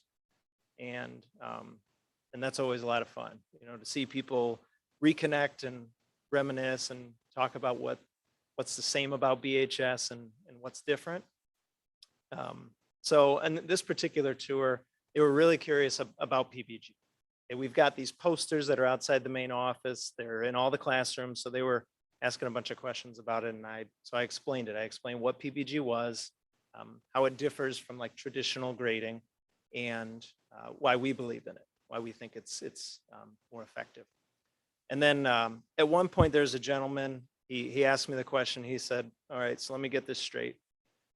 Does this mean that a student in woodshop class actually has to make a 1/16 cut correctly in order to get the grade? And I said, that's exactly what it means. They have to be able to perform whatever the desired skill is, and there's really no other way around it. So he's a professional engineer, and he went on to explain to me that having that level of assurance in his world is like critically important, you know, for jobs and for lives. So with our PVG system, and I should have mentioned, I left some resources for you. There's a sample report card, and then there's some research in some packets there. So with the proficiency-based report card, what it does, talking about assurance, is it gives us assurance about what students can do. You know, a 3 means that they can perform. We've given them the criteria and they can meet that criteria. And a 1 means they need a little more help if they've had some attempts to. So if we think about the purpose of a grade, like grading is meant to provide objective feedback on academic achievement. A couple of you guys mentioned the importance of academic achievement in our scorecard goals. So we want to be able to give objective feedback, and doing it by proficiencies and by standards, it gives us quicker, more precise, and more actionable feedback. So a couple other comments I want to make. And the first one is that proficiency-based learning, grading, reporting, it's all highly supported by research. If you look across decades and hundreds of studies, it all supports a proficiency-based approach. And there's a reason why colleges do accept these report cards. Okay? There's a reason why K-12 districts across the country are moving in this direction, including Stevenson High School in Illinois. It's been the #1 state in it.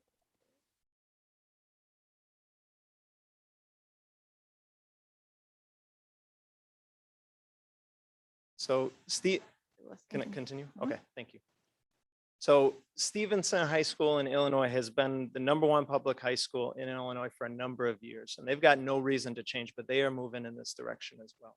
Okay, there's a reason why evaluation systems like across industries have a standards-based rating system for their employees. And really what that reason is what gets measured gets done. So when our proficiency-based system, what it allows us to measure is the most important academic criteria in classes. It just provides that level of clarity. So my last comment, speaking of that clarity, is it holds us, the proficiency-based system holds us as educators to the highest level of accountability. Okay, it requires us to be more clear and more consistent in our practices than we've ever had to before. And I've been in education for 17 years. Okay. So, like I said, I appreciate the opportunity to speak to you, and some of the really positive things that have emerged in the classroom as a result of this, you'll be able to hear from one of our students and a couple of our teachers here. So I appreciate you being open to this conversation and for your time tonight. I know there's a lot going on. Thank you. Mr. Lewis. Good evening, board. My name is Mrs. Riggins. I'm an English teacher and American Studies teacher at BHS. I just want to give you a little bit of background about me.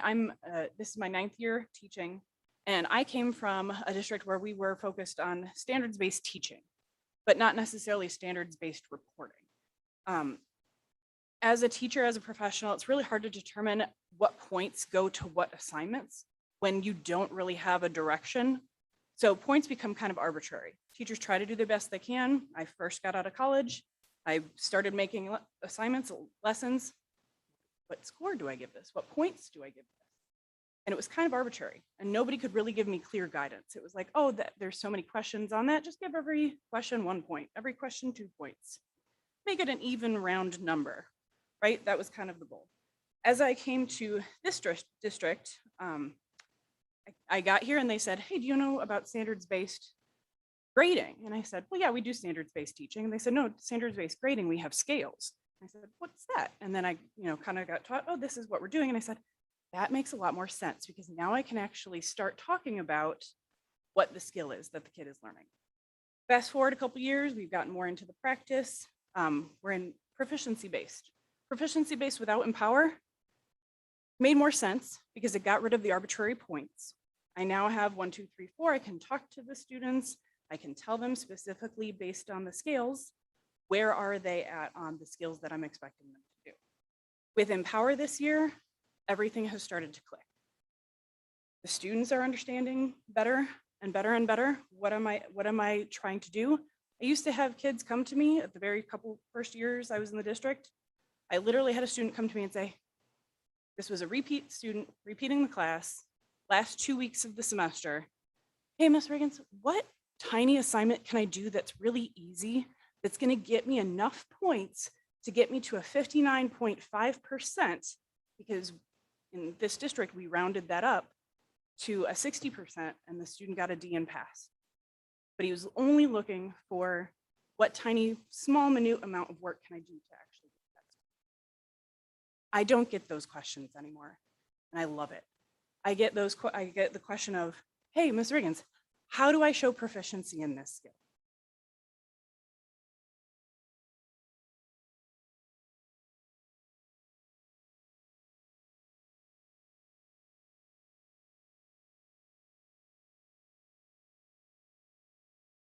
So I have students asking, how do I earn that proficiency? And it's a richer conversation of where on the standard, on the skill that we're asking them to do they need to actually focus their work? So it's no longer what little assignment can I do for some minute amount of points? What do I actually need to learn? What do I need to do to show you that I can do this skill so that I can earn the credit and pass the class? It also has opened up a lot of transparency. A lot of skills are able to be talked about. We are talking about how you are required to master instead of just guessing what do I need to do. So I'm really glad I no longer have to hear those conversations and those questions from teachers. Also, special ed counterpart had to leave, but she wanted to note that it's easier to scaffold for special ed students. When we are all transparent as teachers and we're on the same playing field, on the same level, on the same understanding of expectation of what the skill is, the special ed students and the special ed teachers can have the conversations with the content experts, and we can talk about, this is the level that they need to get to. This is what I am looking for at a 3. This is what I'm looking for at a 2. This is what I'm looking for to show growth. And so, like never before, instructional classes, co-taught classes you're having teachers work together with their special ed teacher and their content teacher to fully understand what the skill is and having that same level of expectation that IEPs are legally requiring us to teach to all students. So special ed students that are in instructional classes are getting the same education that's guaranteed, that viable curriculum that, in my experience, was not necessarily being achieved. I'll end with one last note. Mr. Zickert, you just said, as times change, you have to look at how things have to change. And I think that this grading policy, this grading system, the reporting tool of Empower is only pushing us forward in the right direction.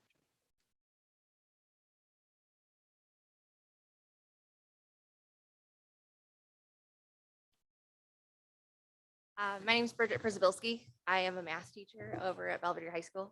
Sorry, I know I look like a student. Really young. My experience with PBG, this is year 4 for me. So I kind of jumped in. I did traditional grading for the first about half year or so, and then I jumped into PBG. I usually do a lot of our recovery. I do summer school every year. So my experience with PBG surrounds a lot of our recovery students, our lower end students, the students that are time. So I deal a lot with those kiddos. And my first year doing summer school was, to be honest, it was a bit of a nightmare. It was the first year that we did it at BHS, where we kind of tried this recovery idea with summer school. So instead of having kids repeat the whole course, let's just kind of do the and with traditional grading, it was darn near impossible because we had kids coming in, here's my score, and let me reach out. I work in the math department. So I'm emailing teachers over summer break going, what units child missed? And all I know is here's the percentage that we have in eSchool and trying to raise this arbitrary percentage up to a passing percentage to get them some grade. And it felt, I don't know, it felt just like we were just trying to get them a grade, trying to get them out. And then fast forward a year and we're doing PBG. And now I have, because the math department at BHS kind of jumped in, especially in Algebra 1 and geometry. And we did. So my second year doing summer, I had standards. So I had a standards tutor, and I could see what standards kids were doing. And it's okay, great. This is arbitrary grade. You don't know how to solve systems. You don't know how to solve a quadratic. So it's not just these arbitrary points that these children need to, how many points do I need to get you to? What is your letter goal? No, these are building blocks that you're missing. And these are building blocks. I teach all of it. I teach Algebra 1, Algebra 2, Geometry, and Physics. So I run the gamut. I have all 4 of them this year. So I know which building blocks kiddos need as they move. So I know, okay, solving quadratics, that's in Algebra 1, that's in Algebra 2. This is a prime building block. We as a district set these standards. It wasn't arbitrary by us teachers. It wasn't even arbitrary by us as a high school. We sat down as a district and picked these for our kids. Said these are the minimum for our kiddos. Successful. So we're holding our kids to these standards and saying these are the things we want you to learn. And it's not I fail one test and I fail my class. It's I have failed to meet the minimum standards that we as a district set for these. And a 2 is you need your basics. And if they're not learning these basic skills, setting them to fail, especially here, like in my life, in my world, I'm in the math department. You can't do these basic things, it's gonna come back to haunt you. And I know for me, my world has changed with PBG because how many of you guys like sat down to take that math test at the end of the unit and went, oh my gosh, for 1, I don't know half of what's on this, and for 2, this is the most terrifying experience of my life. My kids don't have that anymore. For 1, I don't have test days anymore. My kids know when a unit ends and they know exactly what's on that assessment. My kids have the chance to take the assessments about 4 or 5 days before a unit ends. They can honestly take it whenever they want. But for the last 4 days of the unit, they have the ability to come to me whenever they feel ready and tell me, I'm ready to take the assessment, and they can take it and they can try it over and over again. And it's not the same assessment every single time. I have different problems. But the idea here is you need to learn it. And when you learn it and you can show me that you've learned it, then good, and we can move on to the next set of skills. That's what we're trying to push. We're giving them the ability to learn it at the pace that they learn it at. Everybody's different. And we're trying not to punish children because they don't learn it fast enough. How unfair would it be if you guys make a mistake at your job and you're just fired for it? That's the idea of reassessing for our kiddos, giving them the chance to try again. Not just throwing the same test in front of them over and over again and telling them to memorize it. We're giving them the chance to sit down, tell them where they went wrong, and give them another. That's PBG. And that's my world.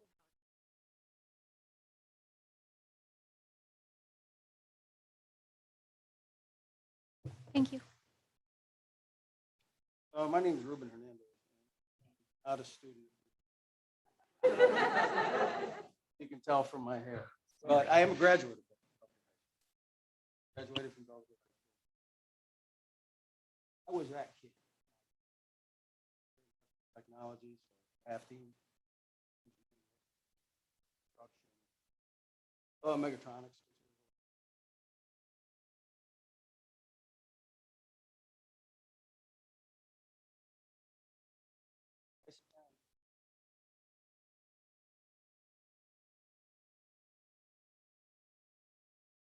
Did the head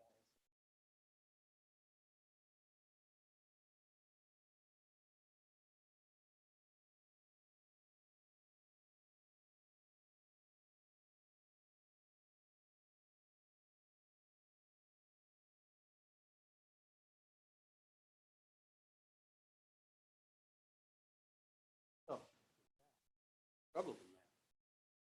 Struggled in that.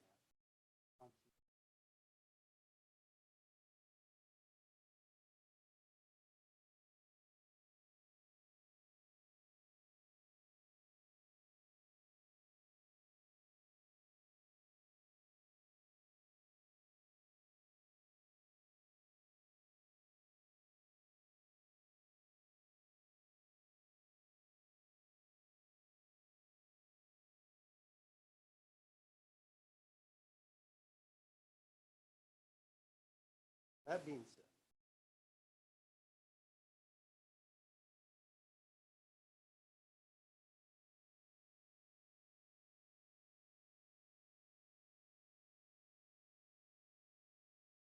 PBG world.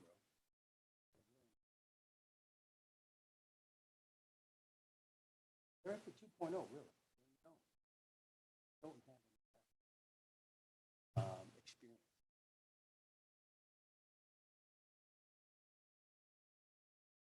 So,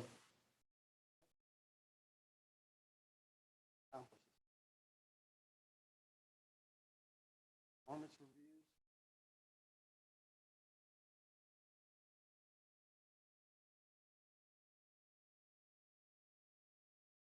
Because they're learning.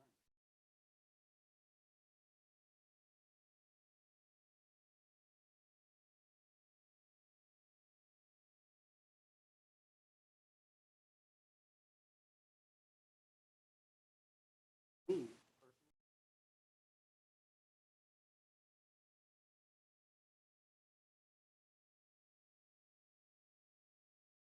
try to wrap my head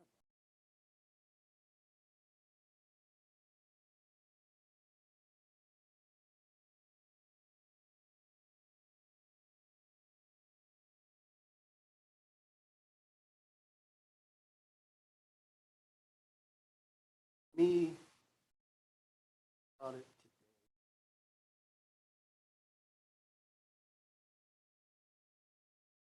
It's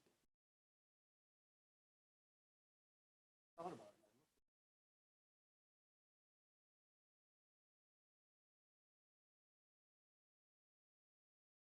What he can retain.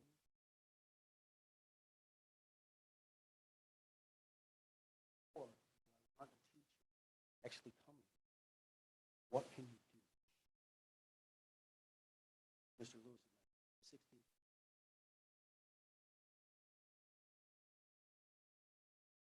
The 16th of an inch. The way you cut.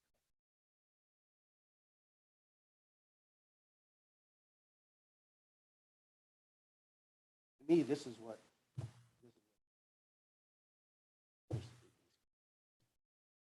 How's this? Test them on their own.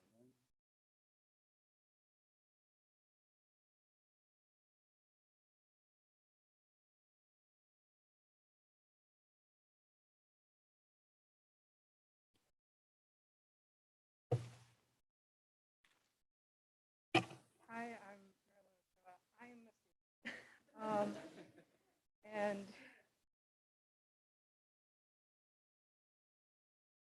oh yeah, sorry. Yes.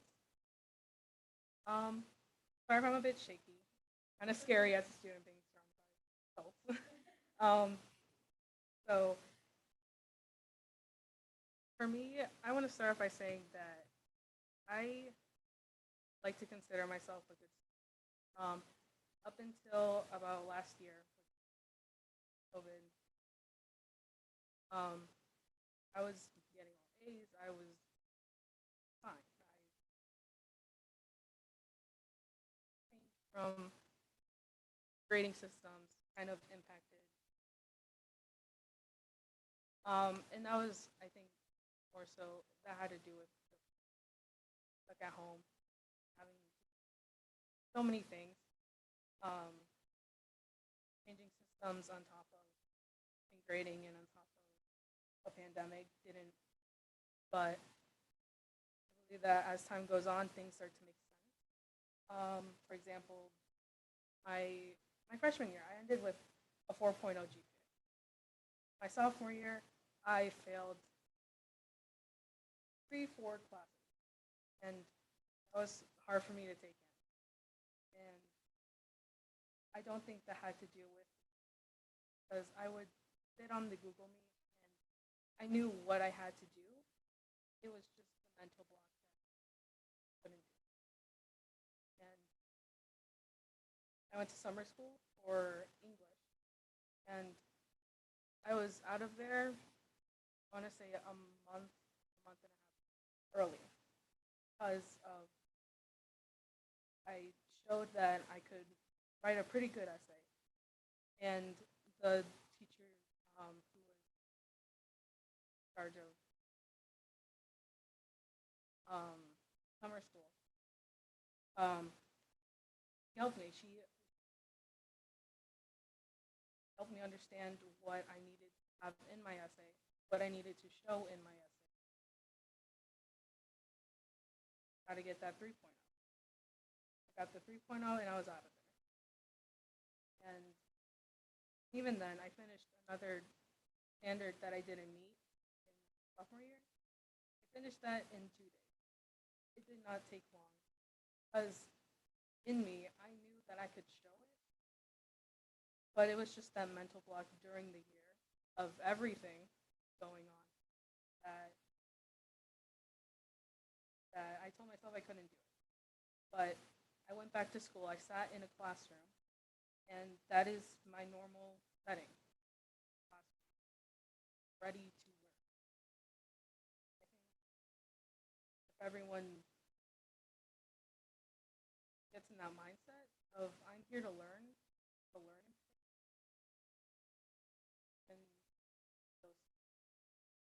I recognize that PBG is it's helping students who learn at different paces.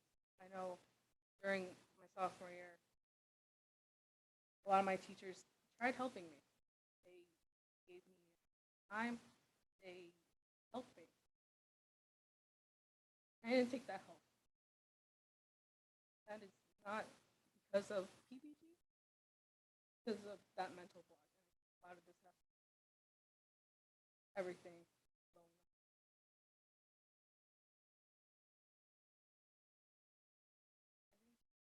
I know a lot of the argument is that the last that the last previous grading system was, I look at a grade and that is what represents my ability. Didn't matter.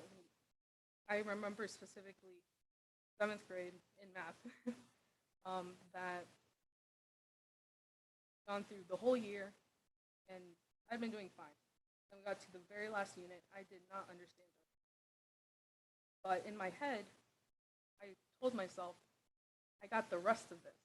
That's enough for a B or a low A. I got the rest of it down. I got the grade I wanted. So it's okay if I don't understand this. Looking back, and that probably impacted how I see math, because now I'm with PDG. I know, okay, I'm able to solve these types of problems, and I get it done. Now in math, I'm way more ahead.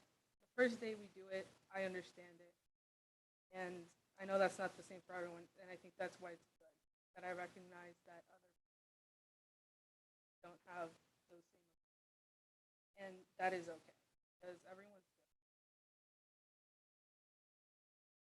I think the idea is great. It's a good thing to make sure everyone what they're supposed to.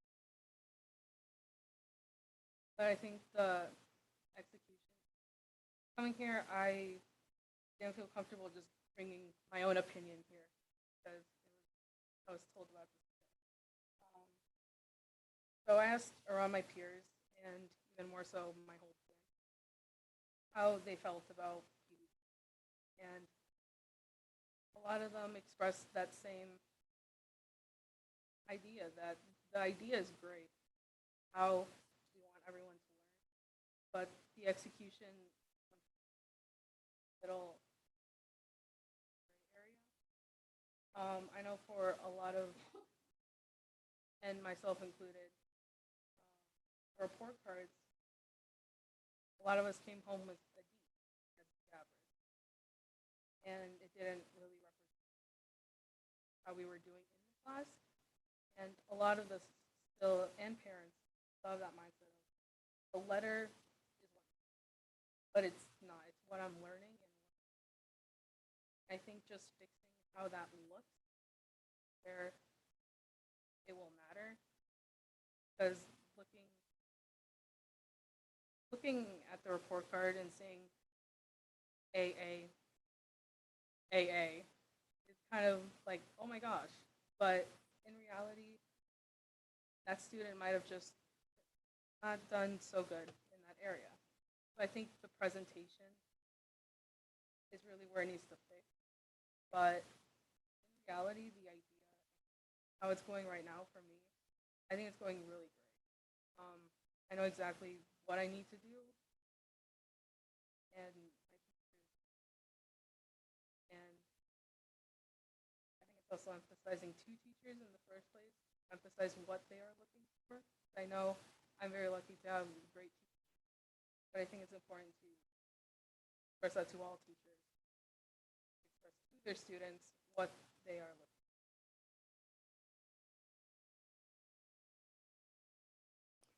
Thank you very much. Thank you, Marilyn. So just to wrap up real quick, I think part of what you've heard today, hopefully, is that this effort is about changing culture as much as it is about changing letters to numbers. And so hopefully Mr. Zickert has told me a couple of times, like, hey, you got to make sure you're not the only spokesperson. You can't be the only one preaching this gospel. And so that's why I had asked these people to come today, and I appreciate them being here. I'm not going to add anything else to their comments, but we are interested in questions that the board may have so that we're well prepared for next month's presentation. I do have a question. I don't want to put the young lady on the spot, but could you tell me, my daughter, my last one graduated last year, and Empower had just started, and I know it was difficult. Could you tell me where you're at with Empower this year? Is there still challenges? How do you feel about it?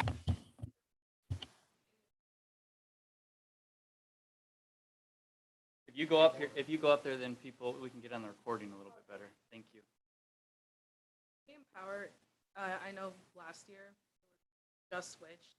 It was really hard, and that's where kind of that mental block of, oh, if I can't even work a system out on a computer, how am I gonna do math? And at first it was difficult, but now if my teacher says, open this, you'll find it under this playlist, I can find it. It might take a few seconds more than Canvas would have, but in general, I think more students have gotten a better understanding of how it works.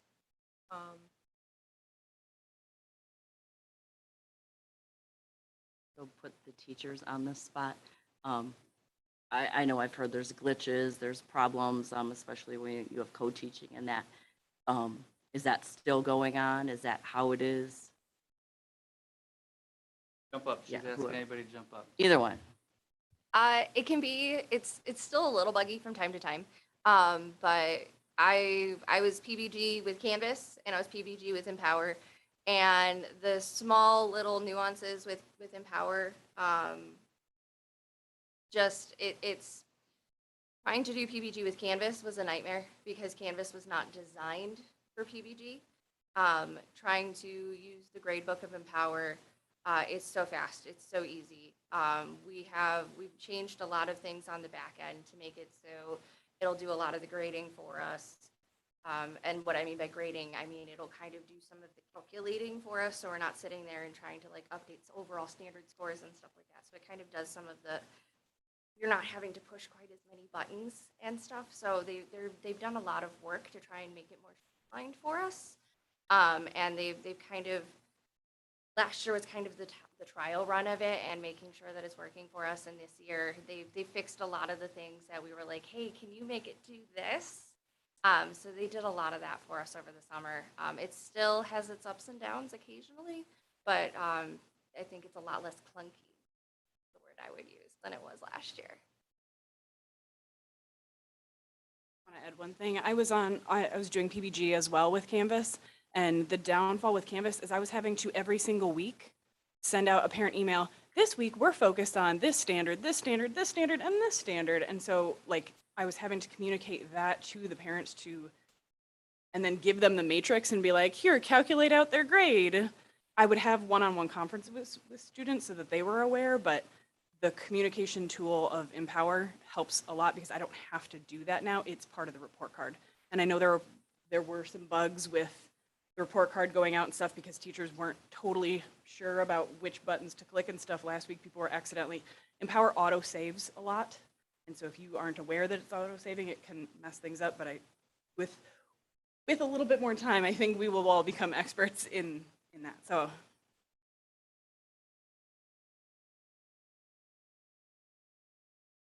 Empower, I mean, it's like any program.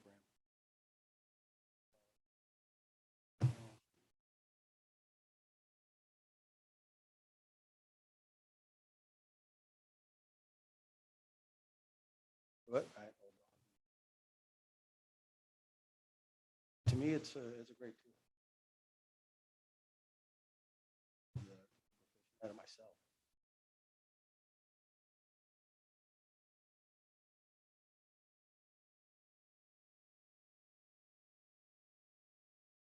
Are there things the board's looking for us for our presentation next month that would help in your decision?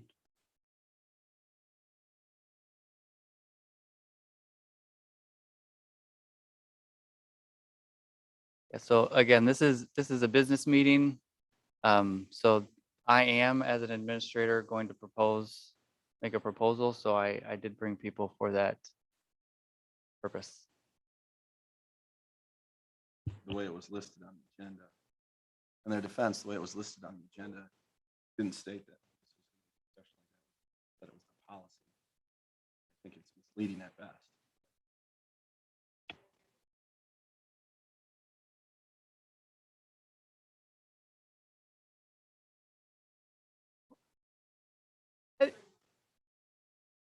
at our meetings, we have public discussion where people can indicate through public discussion. There's also emails for each board member, as well as an email to BOE at District 100 that individuals can send emails directly to us. Our meeting, our purpose of our meeting here tonight is a business meeting to go through what is on the agenda. Happy to answer any questions via email or outside of the business meeting.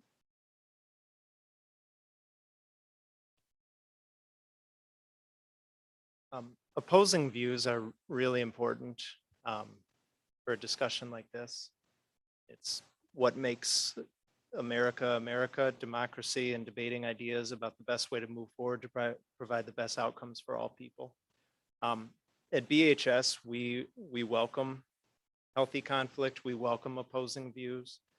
So I would put that out there. Like, I welcome board members or any community members to reach out to myself personally with any questions they have on this. We understand how high stakes of a decision this is, and there are strong opinions on it. So we do welcome that, and I'm confident, we are confident that this is the most equitable and the fairest and the clearest way to report student progress, and welcome the opportunity to discuss it more here or outside of here anytime anyone wants.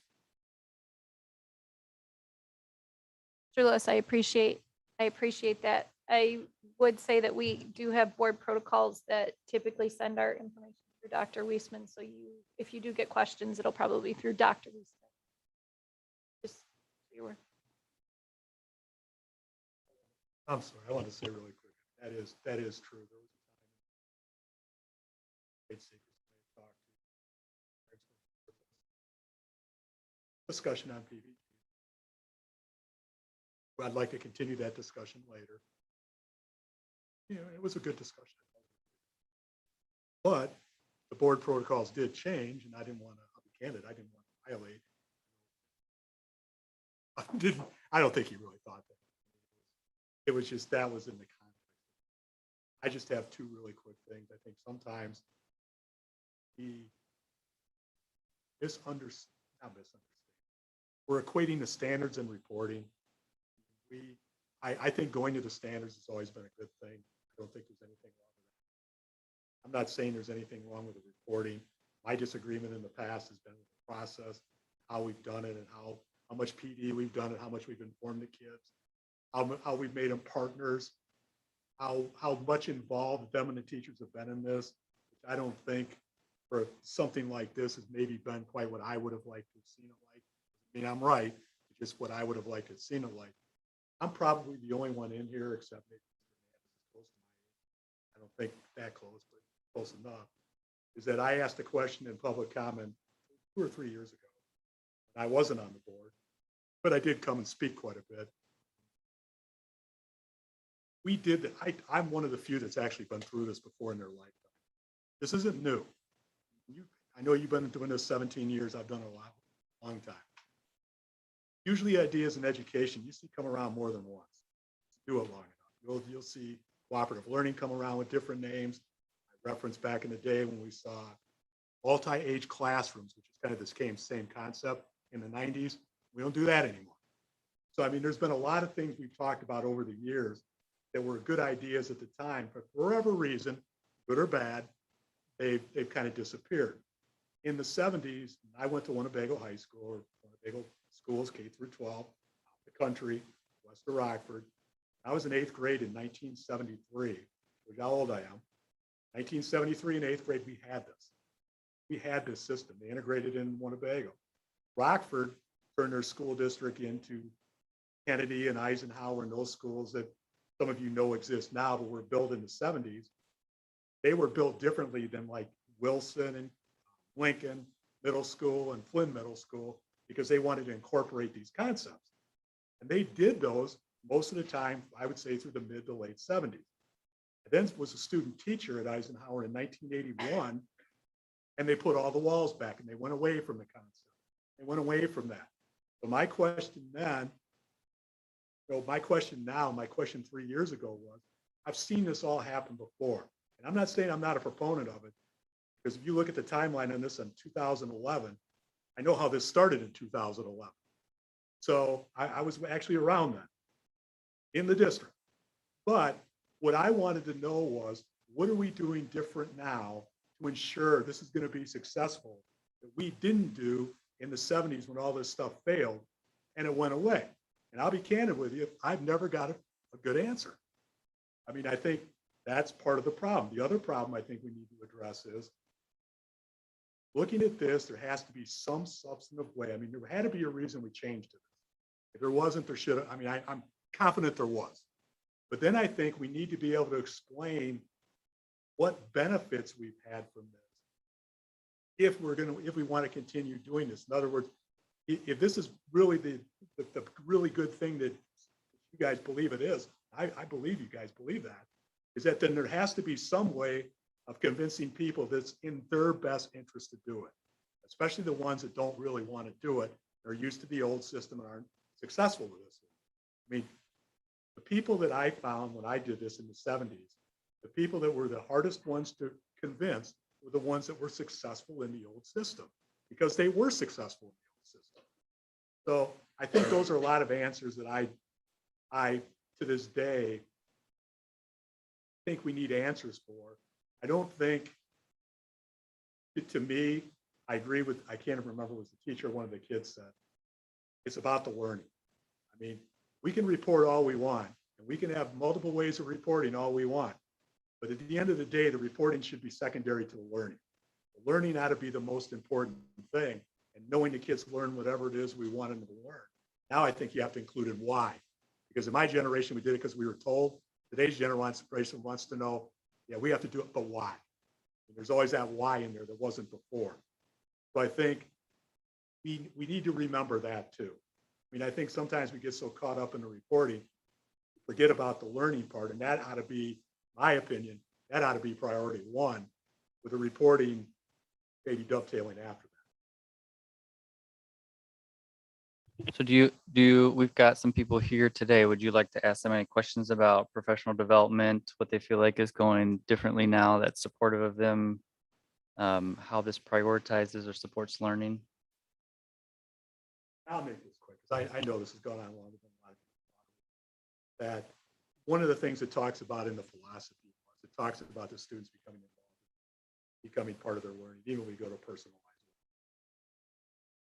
It's all a good idea from a theoretical point of view. From a practical point of view, I've seen this happen before, is that kids and parents and teachers have to be trained in how to do this and how it's to their benefit. Just putting a kid in a room and saying that, okay, you got forever to get this done, or you can take your time and you can retake these assessments and stuff like that, is a good idea in the beginning in theory, but you have to understand not every kid's motivated to do that. I mean, not every kid is intrinsically ready to do that because they haven't had the development and the training to do that. In my opinion, we should have done this all up front, and we didn't. I mean, I don't think we didn't do enough of it, at least, my personal opinion. So I think for it to work, we now have to figure out how can we're trying to make it work, but maybe not under the most ideal circumstances. Like I've said this in board meetings before, is even doing a Marzano high reliability system, high reliability school, because I know where that originated from too, back in the day, is that there is a hierarchy of step 1, 2, 3, and 4, 5 levels for a reason. And the fact that we're skipping from level 1 to level 4 and 5 in some of our schools, I'm not sure is in the best interest of it being successful. And we got a variety of schools at level 1, some at 2, some at 3, some at 4. I think 4 is the highest. I think it's you guys in the South are at 4. Maybe you're at 3. So you're at 3 and South is at 4. And we got some at 1. So or maybe not close to getting out of 1. One is a safe and collaborative school. Now, if I'm a parent sitting out there, I send my kids to school, and I sent my kids to school in Belvedere 13 years for each one of them. There was never a day I didn't think my schools were safe, or at least I hope they were. So, I mean, to me, some of those are givens that we're still at level 1 on. But I think part of me is the whole process. you have to have a game plan, and I'm not frustrated, but I think sometimes we have to look at it. Did we execute the game plan the way it should have been executed for us to be successful? I'll be quiet. So Mr. Zickert, was there a question in there? Okay. No, I guess, all right, I guess. Do you, Mr. Lewis, think that we've done the prerequisite? I don't want to. Because it's no one's situation. Is that, what kind of professional development have we done to collaborate with these kids to feel they're confident responsibly? Professional development with the kids. Yeah, with the kids too, and the Yeah. teachers. I mean, it has to be both, because we're gonna have this work, the kids have to be partners in this too. Right. Right. No, no, these are really great, important questions. And when I mentioned in my opening comments about it holds us to the highest level of accountability, like that's exactly what the kind of questions that we need to be able to answer. So in terms of professional development, for a couple of years, every time we get together with kids and kickoff assemblies and announcements and things like that, we talk about what it is, the system and what it is, and then the details with Empower. At the kickoff assemblies this year, we gave the kids a list of competencies in Empower. It was, I think, 8 or 9 things. And we just said, you got to be able to do these things. You got to be able to log in. You got to be able to identify what PACE is, so some specifics. So they were getting fluent with the Empower system. Same for teachers. So we gave them a list of competencies that they needed to be able to do in Empower. A very, PBG approach. We said you have to be able to do that. And then one other comment I want to make, I think you brought up a really good point, because you said, what is happening that's different now than maybe when you saw it the first time? And something that we're doing at both of the high schools right now is the way that we spend our collaborative team time is teams get together. So if they were a team of Algebra 1 teachers or English 9 teachers, they get together and they go through the same process every single week. They're looking at their standard and they are saying, okay, what does it mean to be proficient at this standard? And they've got to get on the same page as that. Because if you have 4 people with 4 different ideas on what proficiency looks like, what's that going to look like for student grades? Motivation and all the rest of it, the feedback that they get. So we need to have commonality in our understanding as teachers. So once they get that clarity, what they do is they start bringing in student work. And they say, how does this evidence match up against what we said the criteria were? So I would say that's something that's really taken shape since kind of early spring of last year. And that's really been part of the process. So at Belvedere North High School or Belvedere High School, you can look at an English 9 standard, special education, EL, AP. You can look, if it's the same standard that kind of goes between courses, people are going to be able to give you the same definition. This is the criteria for success. And I would, with whatever your time allows, I would encourage you to look at some of that research that I provided, because some of the criticisms of traditional base grading is non-academic factors are part of traditional grading. Not because anyone has bad intentions, but that's just kind of how the system has evolved. So you have non-academic factors in there, and then the grade is not a true reflection of what students learn. And that has huge implications for scholarships, college applications, all sorts of things. So that's how I'd answer your question as far as professional development for staff and students.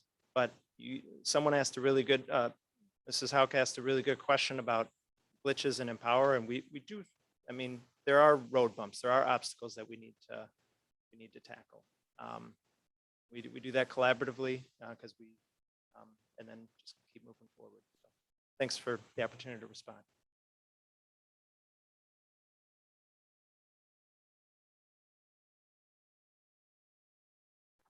Professional speak. But I can talk at least on my end of it, being on the end of professional development and kind of seeing it in the classroom. I came from the professional world before I became a teacher. I worked in banking for 5 years, and I can't say that I ever jumped into a job feeling like I was fully prepared for. It stinks in education that we're starting something and we're going down a road that I can't say that we're fully trained for, but I mean, that's kind of the reality of the world. You kind of jump into things run into things face first into a wall and go, okay, well, that sucks again. But when it comes to professional development, I think the district and have done an amazing job when we find something, oh, we need to fix this, we need to get right on it. And we have our late start days. And one thing that we've started with Empower specifically is we have training teachers. I'm one of them. I was one of the first people to pick up Empower and run with it. So I've actually spent some of my time volunteering to help other teachers learn Empower. So while it's kind of a hodgepodge system, we do what we can. And then, so that's kind of the teacher professional development. We're finding our time and what we can to make sure that this is us. And I think that speaks to the volumes of how much us teachers that we don't want it all thrown out because maybe it isn't right yet. But we've also had a huge disadvantage thrown at us. We were months into a pandemic where we wanted to do. And when it comes to the kids buying into this and believing in it, I mean, and you know, the student, oh gosh, what's that say? The student-centered learning. Students being, you know, in charge of their learning and all that. Is every student going to come to me and tell me, okay, I'm ready to assess? No, of course not. That's some utopian dream. But I'm still the teacher in the room. It's still my job to stay on top of my kiddos and walk around and go, hey, what are we working on? How are we doing with this? No, you're still at a 2, but you did really well at this. Like, what are we working on? Where are we at? So that's where I'm still kind of, you know, prodding my kiddos, but not literally. I don't cattle prod my kiddos, I promise. You know, figuratively poking them. Just because you don't have all of the kids that are always motivated. But I have every tool that I can in my classroom to let them know this is where we're at. I have standards boards. I have a whole 4x8 foot board. This is the standard we're working on. These are the ones that we've done. It's color coded for my kids. I have a little target printed out on the one that we're working on. There's check marks for the ones that we finished. So I have tools available to them. Are all of my kids going to buy into the system right away? No, of course not. But my hope is that the more that we do this and the more that I push them, that's their training. Because at the high school level, at some point, they're going to walk out of our doors and they're going to be adults. So their professional development is with us teachers and with us pushing them and reminding them, like, okay, you need to do this. Deadline. Have you gone to Empower? Have you looked at your grades? And this system gives us that ability, not you're missing this assignment. Hey, you're at, you know, you've got this many points. It's no, I haven't seen this skill from you yet. You know, we're at this standard. I have this deadline for this. Still need to do this assessment. Where are you at with this skill? You know, and yeah, the students do buy in. Do I have a few in every class that don't? I'm not sure. But it's still our job as teachers to be doing it. So, but honestly, more of my kids feel empowered and take that initiative. Ask me, hey, I really don't know what's going on. Sit down with me. So I see that more in this than I ever did in traditional work. I'm failing and I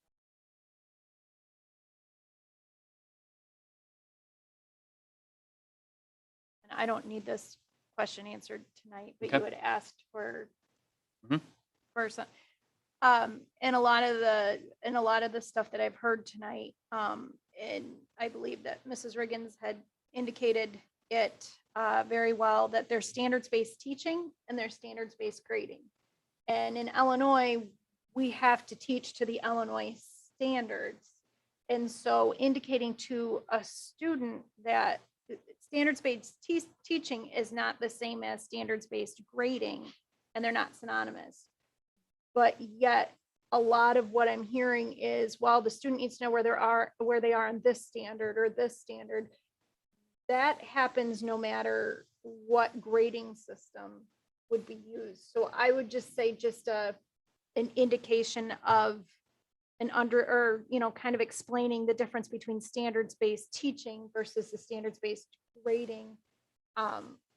In my mind, I think would be helpful. Okay. Because they're not synonymous. Mhm. But a lot of the feedback that I've heard this evening is that in some areas they are synonymous, that where a student knows where they are on a standard means that they can do it, but that's not necessarily the grade. Okay. That's helpful. I included, as attachments, I included the grading and philosophy. It's about 5 pages. It goes through each grade level. So high school, middle school, and elementary school descriptors. And I also included, because a lot of the conversation seems to be in where we have most of our board level, even outside of this board level discussions around grading and promotion have to do with high school. So I have the high school promotion and GPA descriptors that are traditionally in our course catalog. I'm assuming that that's what the board wants to vote on next week. Are those the right things that I should bring to the board next month?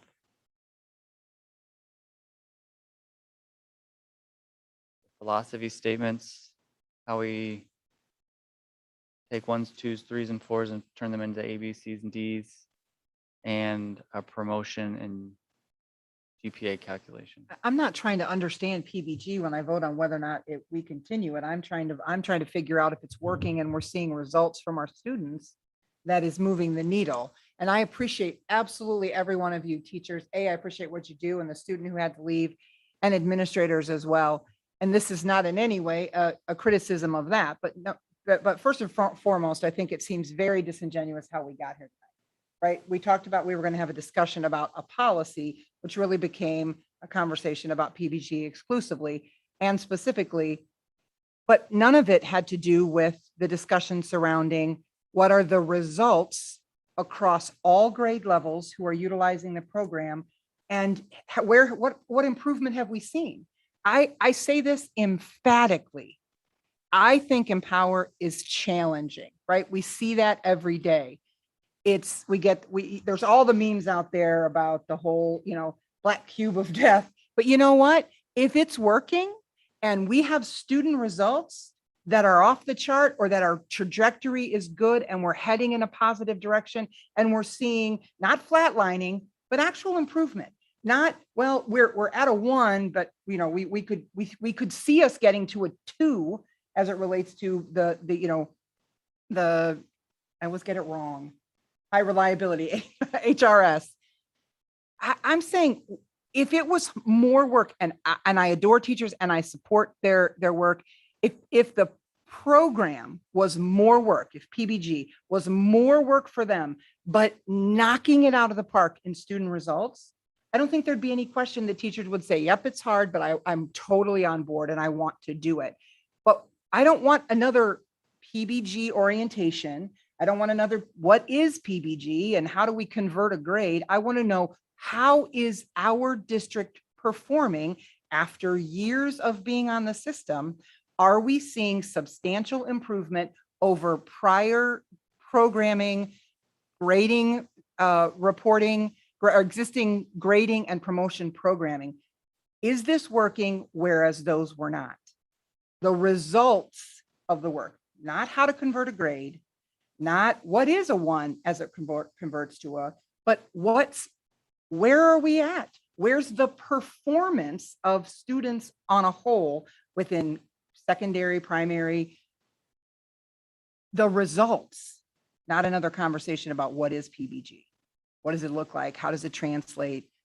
I mean, Empower can be fixed. Anything can be fixed, right? Whatever's not working can be fixed. But is the system working? What are the results telling us about how children are performing? Are they more ready and prepared for the next step in life? And where are the tangible data results that bear that out? That's what I want to see next month. So the difficulty here is that the individuals that came to you tonight, this is the first,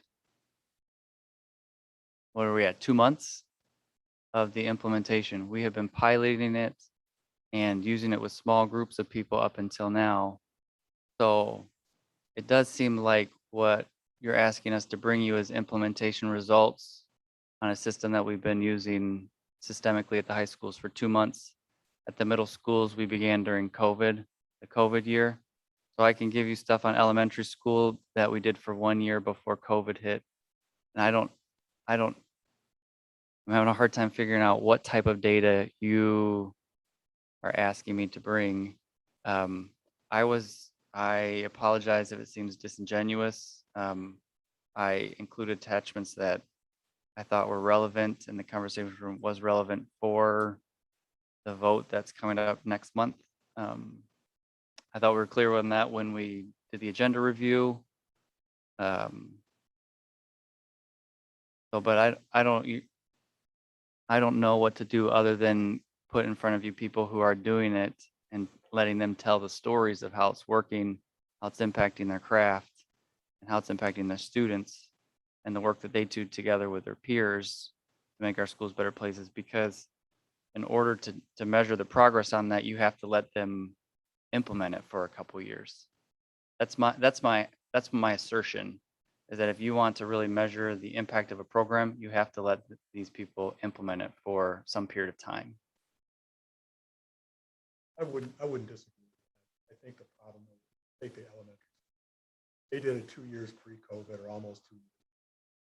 They missed the last 2 months. They're in year 5 if you want to count the COVID time. Year 2 plus if you don't. When you look at the high schools implemented it 1920, so that was the COVID year, but that was half of the teachers. 2 high schools, it was 90 teachers, which was probably half of staff at BHS and roughly. So I mean, half of them were doing it before. I think, to me, one of the people that we hear from on the negative part, we hear positive too. The people we hear from on the negative will say that the whole idea of this was to know where my son or daughter is any one point in time and be able to pinpoint that much easier than you can with the other system. Yet they'll assert that's not happening with the system. They're not more sure about where their kids are now than they were before. That bad as the other system, not as bad as the other system, but as curious as the other system is and had its quirks too. It was, a lot of this stuff we could have done with the old system. The idea of making up tests, that was arbitrary among teachers. Now they can. Before it was, some did, some teachers did, some didn't. Make up homework. Some used to require that, some didn't. Depending on what class you're in, I know math teachers particularly used to get mad because some of their colleagues would require homework, some wouldn't. What they cared about was the quizzes and tests. So part of this is, and teaching to the standards is, as Allison Mrs. Nemeth pointed out, is a different concept that can happen aside from performance-based grading. They don't have to coexist in the same way. But I do agree that somewhere along the line, somewhere there has to be some sort of standard besides being totally qualitative that says this system is making our kids better off than the old one was, for whatever reason. Like I said before, I've gotten up at plenty of board meetings, this isn't any big surprise, over the last few years that said, all I ever hear from District 100 is qualitative data. I'm fine with qualitative data, but give me some quantitative too. We don't get very much of that all the time. We haven't in the past. Like I said before, I've sat in board meetings before, and I'm on a roll now, but I've sat in board meetings before where the school board was told that standardized parents don't care about standardized test scores. So don't worry about it. They call you up, here's what to say. And that one, I said it at the public comment meeting, it bothered me. So I think it's like going to the doctor. We need to have qualitative and quantitative stuff. When you go to the doctor, you tell the doctor how you feel. They also take your blood pressure, they take your temperature, they take your pulse, they run blood tests on you and stuff like that. It's a combination of all that that tells you how your well-being is. That's what I want to be able to explain with this system is. How is this doing that better for us than you? So just to make sure we're clear on timeline. So the elementary report card, the elementary system PBG was rolled out in the 2018-19 school year. So they had 1 full year. 3/4, but during the second one, which maybe they only had 3, they did get through 3/4 of it. We don't have any data.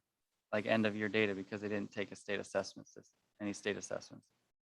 So during that year is when the middle school rollout happened and occurred wall to wall at the middle schools.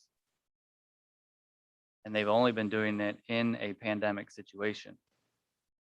The high schools are in the same spot. They're only implementing this wall to wall in the last 8 weeks, also in a pandemic situation. So it's going to be disingenuous if I try to bring you some type of student achievement data, because student achievement data in the whole country, we've been talking about this regardless, separate from PBG, student achievement data in the whole country pretty jacked up because of COVID, not because of anything that anybody did here, not because of a grading system, but because it's just really hard to measure anything using benchmarks pre-COVID. I can bring you data. I am not sure how that helps any decision making. We've mapped data for 18-19 for half of the 19-20 school year, and then yep. So we have half of the 19-20 year. We don't have consistent map data for the 2021 school year or for this year. So part of what I'm saying is, if you want to evaluate a system, I think that's great. My recommendation is going to be that you give them some more time to implement the system, because they're working really hard to make a system work better. And as the people on the ground, they're telling you the old system didn't work. And it's a farce for us to think that the old system was better than the system. And they're saying, look, I'm on the ground. The old system didn't work. The new system can work for us. Let us do it. That's going to be what my proposal is next month. I can bring data. I don't know one way or the other. I mean, we did look at, I think right before COVID, we looked at failure rates. I'll tell you, kids were getting more A's right before COVID hit than they were the semester prior. But I think I said when I don't think there's a whole lot you can do with this, because it's a single semester during a pilot year. But I'll bring some type of data.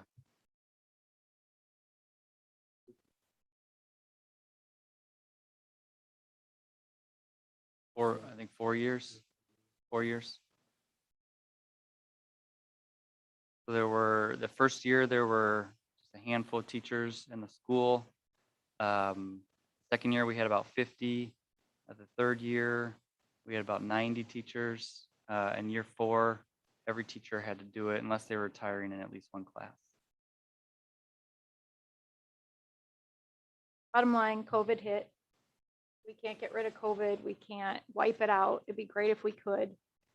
But the expectation was that students were in their seats and they were required to learn. And so we do have some data in regards to what students have been doing through COVID. So, any data is better than no data.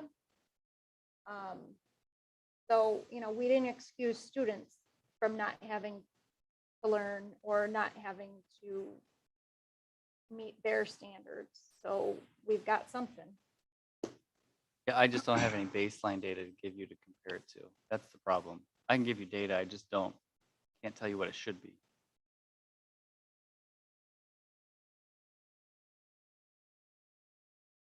But thank you for letting these people speak.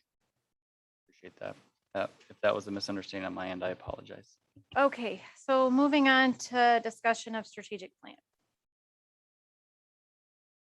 In regards to the strategic plan, the last time the strategic plan went through the district went through a full strategic plan was back in the 2016-17 year.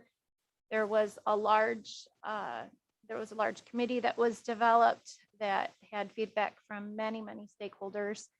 And now as we get closer to 2022, as our strategic plan hits 5 years old, looking at it to see whether or not we would need to look at redoing it, look at updating it, and what the board's views are on that moving forward.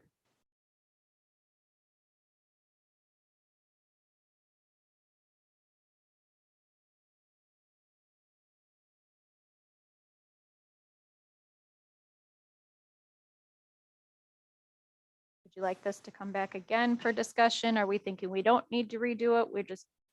We're good where we're at? I feel like I need more time to really completely understand the plan. I don't think it's a bad idea for, I mean, I don't think we just in perpetuity go on and on with an existing plan without making some changes to it, but I feel like with everything else that's been going on, I haven't been able to give any sort of credible time to determining that's just what might be the right direction to go. Superintendent's saying, continue doing what we're doing. Maybe that's right. I would want to see it come back. I think it should come back and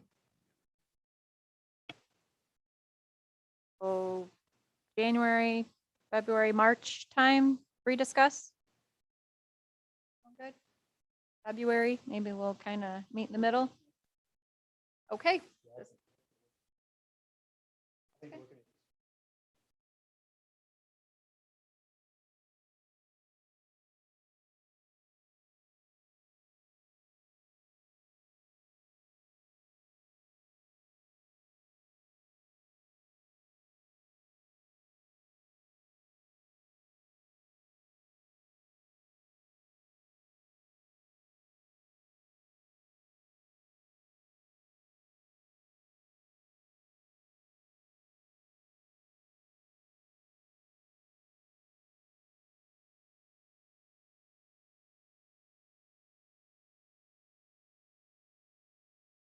Okay, so this will be back in February of 2022 to discuss where we want to go with that. Next on the agenda is first student transportation one-year contract extension. Mr. Booker, I believe you spoke about this in business services.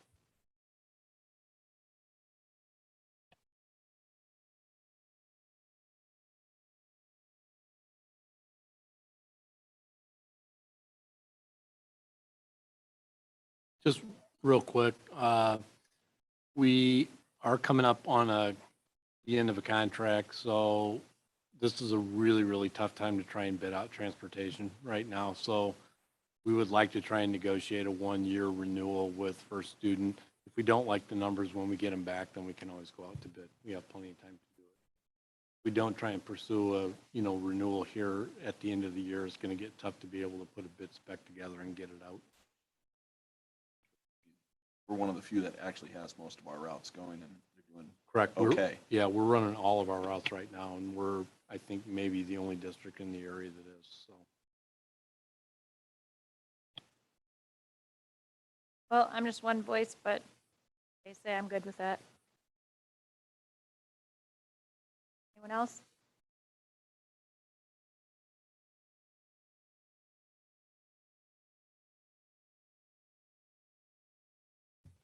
Would you foresee this coming back to us to take a look at it, Dr. Brown? I'm going to talk to them right away tomorrow. I think it'll probably take them a couple weeks to put it together, so I probably won't be able to get it back until the December business services, and then it'll come to the December board.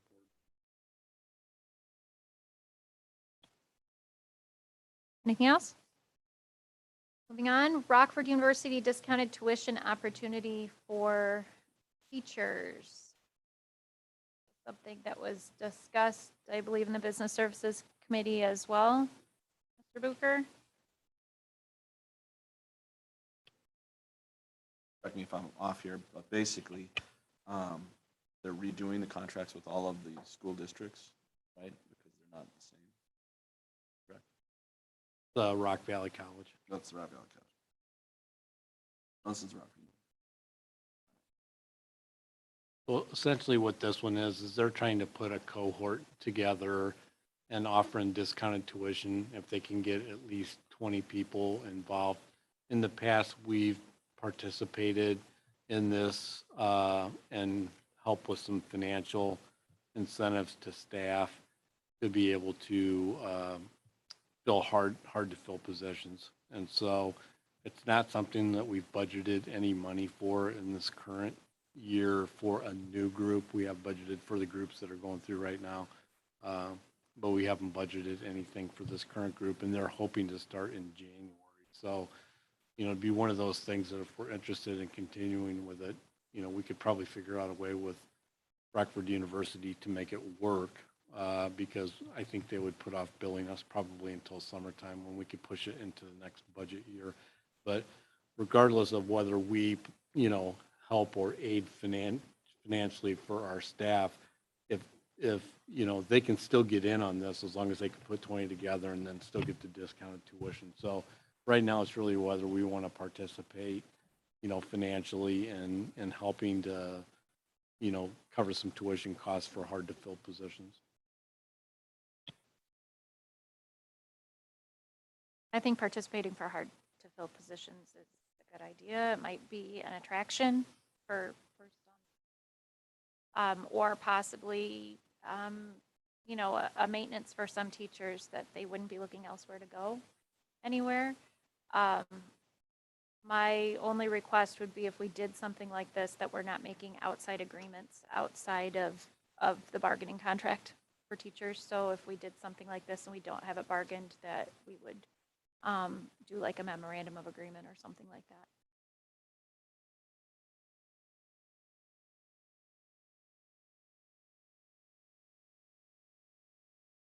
Have any comments for Dr. Brown regarding this? Well, I was at the Business Services Committee, so I think I made comments there, but I think it's a fantastic idea for us to pour into teachers where we can. If we can get them discounted tuition, if we can pay for discounted tuition, I think it's a great idea if we can, if we make them a priority and we can pour into them, then I think It's there's a benefit. relatively low number. Taking advantage of it, right?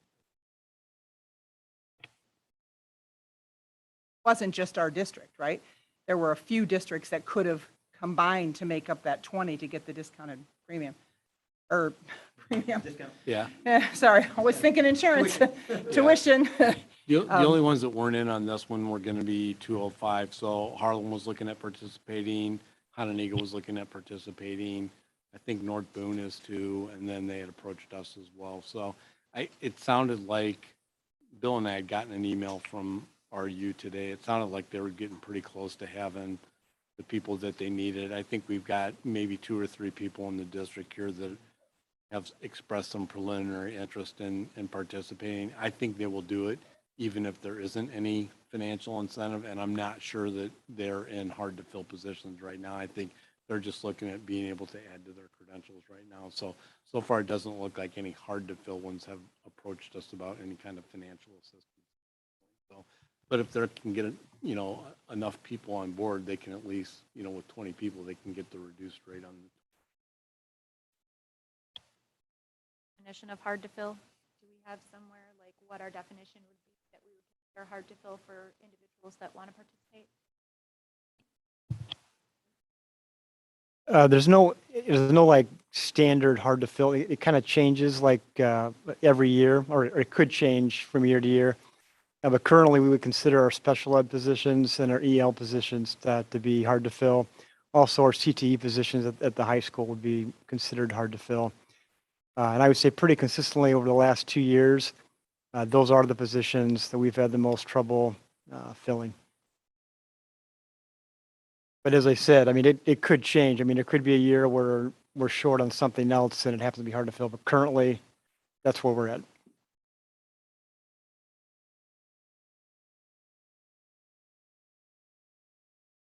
Anyone else? Okay with Yeah, the no, I think idea? it's a good idea, so, again, I probably echo what Alex said.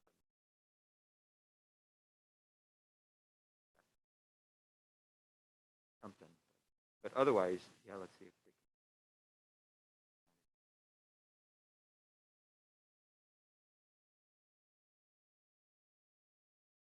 Does that give adequate instruction?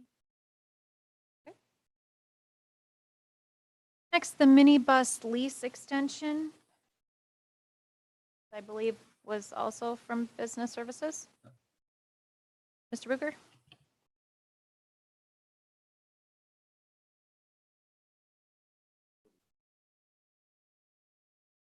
Availability.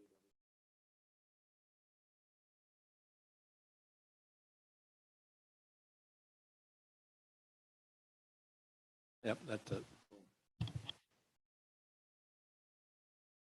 looking at just like a 1-year extension if we can get it, and then hopefully being able to get new ones possibly next year. And do we have a recommendation when that would be coming possibly?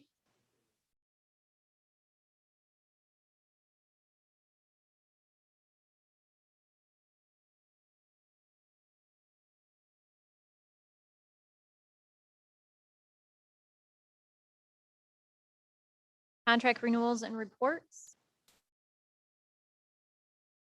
Do you have any questions regarding that? Okay, moving on to administrative reports, superintendent comments.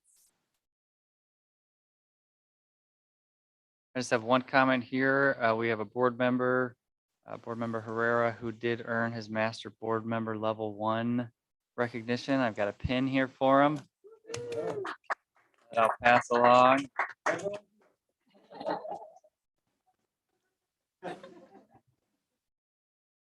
Here, yeah, we'll pass this down. So thank you for that. Thank you, Jorge, for your service. Thank you.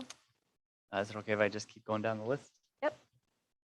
So because we don't have an approved scorecard at the district level, I don't have a whole lot to report on the fall improvement cycle, and we'll probably pause on those for the year then.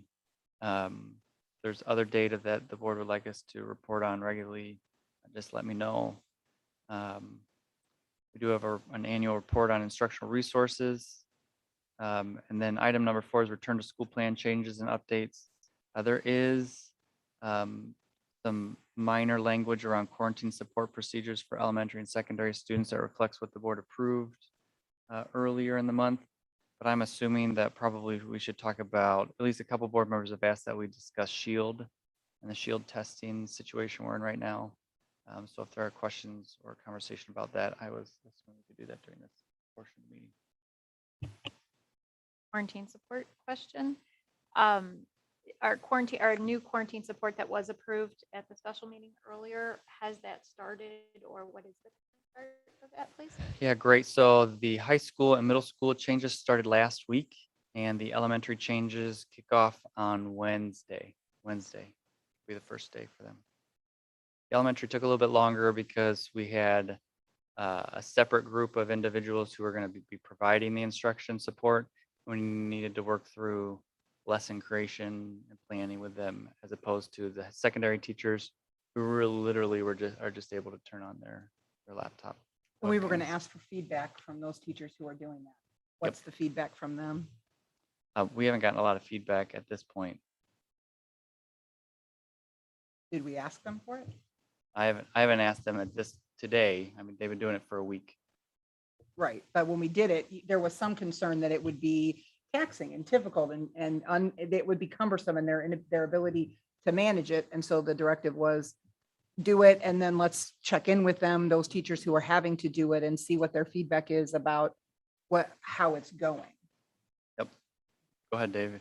So one thing we have been looking into is there was concern about the ability to hear the teachers when they're in their classroom. And so we purchased 4 different types of mics for the teachers to try. And so we did get some feedback from teachers about what their preferences were. But frankly, wasn't a significant difference in the ability to hear a teacher when they're on the mic. But what we did notice is a really low participation rate by students. There's just not a lot of kids that are logging into the sessions to participate when teachers make that available for the students. So, but we haven't asked for any qualitative feedback yet at this point. Will we ask for that? I was assuming that we'd give them a couple weeks and then come back in the November meeting and just give an update again. Can you provide a meeting, an update before the next meeting? Sure. Yeah, just, I mean, and when you say a low participation rate, what kind of numbers from students? We're talking probably single digits each day at each of the schools that are participating, that are logging in. And so are the students not participating, which would seem to be the majority? Are they doing their work on their own independently? Is that work coming in? Look into that. I'm sorry. I mean, I think we have to know that, because our point was to know whether or not this plan would work, right? Because we took supports away, which we agreed to, no question. we took supports away from the tutoring, which was not enough, but still we moved it and reallocated it. And if now we have kids who are not dialing in or logging in or whatever the right verbiage is, and they're not doing their work while on quarantine, then we have another beast to figure out, right? If this isn't working for high school, then what will? I understand we haven't fully implemented elementary, so we can't say. We're hopeful that this will work. But if we're a week in with high school, we need to know whether or not these kids are still doing their work that are on quarantine. Is it coming in or are they turning it in? Or have we taken education away from them and they're not participating in? And then I guess the other question is, how did we communicate to students that their new option was to live stream? How was that communicated to students?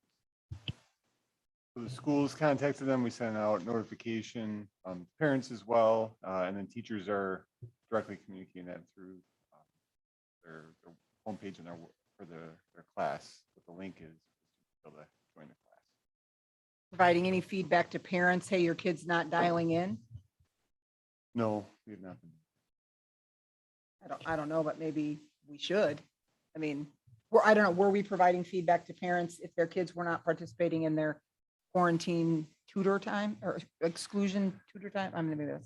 No, not everybody was required to do the tutoring, so it was an optional thing. And we did see a lot of families drop off over time.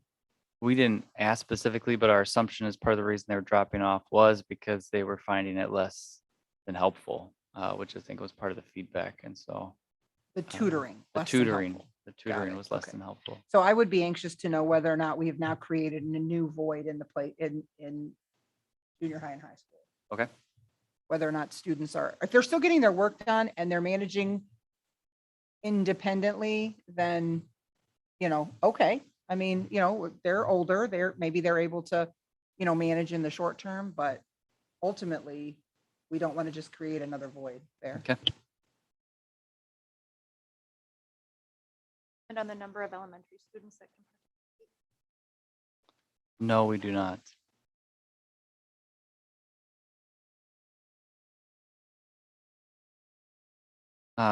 Just maybe probably related, at the elementary school level today, we have about 85 students that are being excluded for COVID reasons.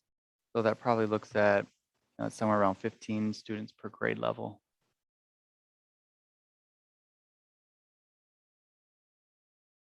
I just have one other comment before we talk about Shield as it relates to the return to school plan. The first couple of weeks after it was voted on, we were seeing the updates historically, right? So this week was in green and the next week was in blue. And I think there was some conversation about finding that very helpful, that there was sort of the historical data of here's where we started, and that seems to have gone away. Is there a way to bring that back? So I know the body of the email says go to 15F and that's the change.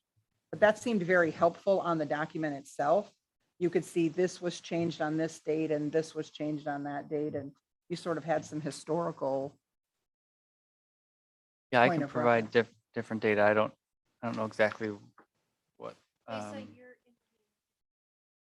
I'm sorry. Changes made to the return to school plan. Yeah. Oh, Sorry. got it. Sorry, yeah, not got the it. quarantine. The return to school plan itself had like a key at the top that said everything highlighted in blue was done on this date. Everything in green was changed on that date. And that's gone now.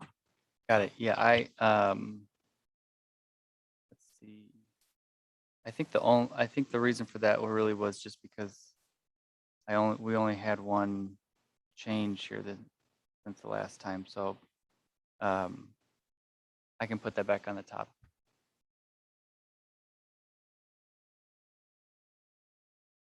Helpful, just so you didn't have to read through what changed last time. Okay. So as far as Shield goes, I'm just going to be, direct and say, for me, I would like to see Shield go away entirely. I'm very concerned about how we got here.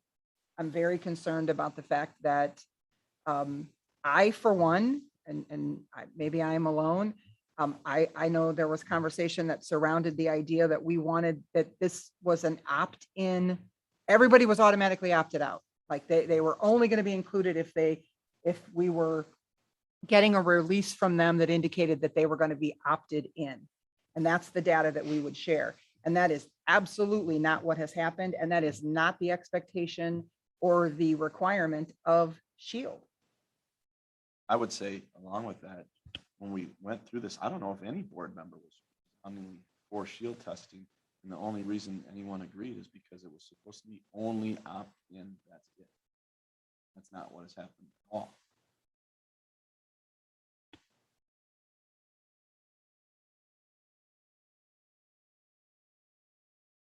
So we are only planning to test students that opted in to the testing program.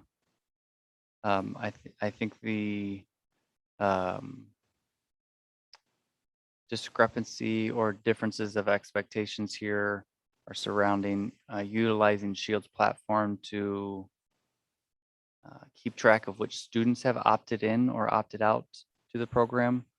So we did use SHIELD to track which students have opted in or opted out. Who made that decision? That's the decision that they gave us when we opted into the program. Someone here had to decide that. Yeah, I decided to follow their directions.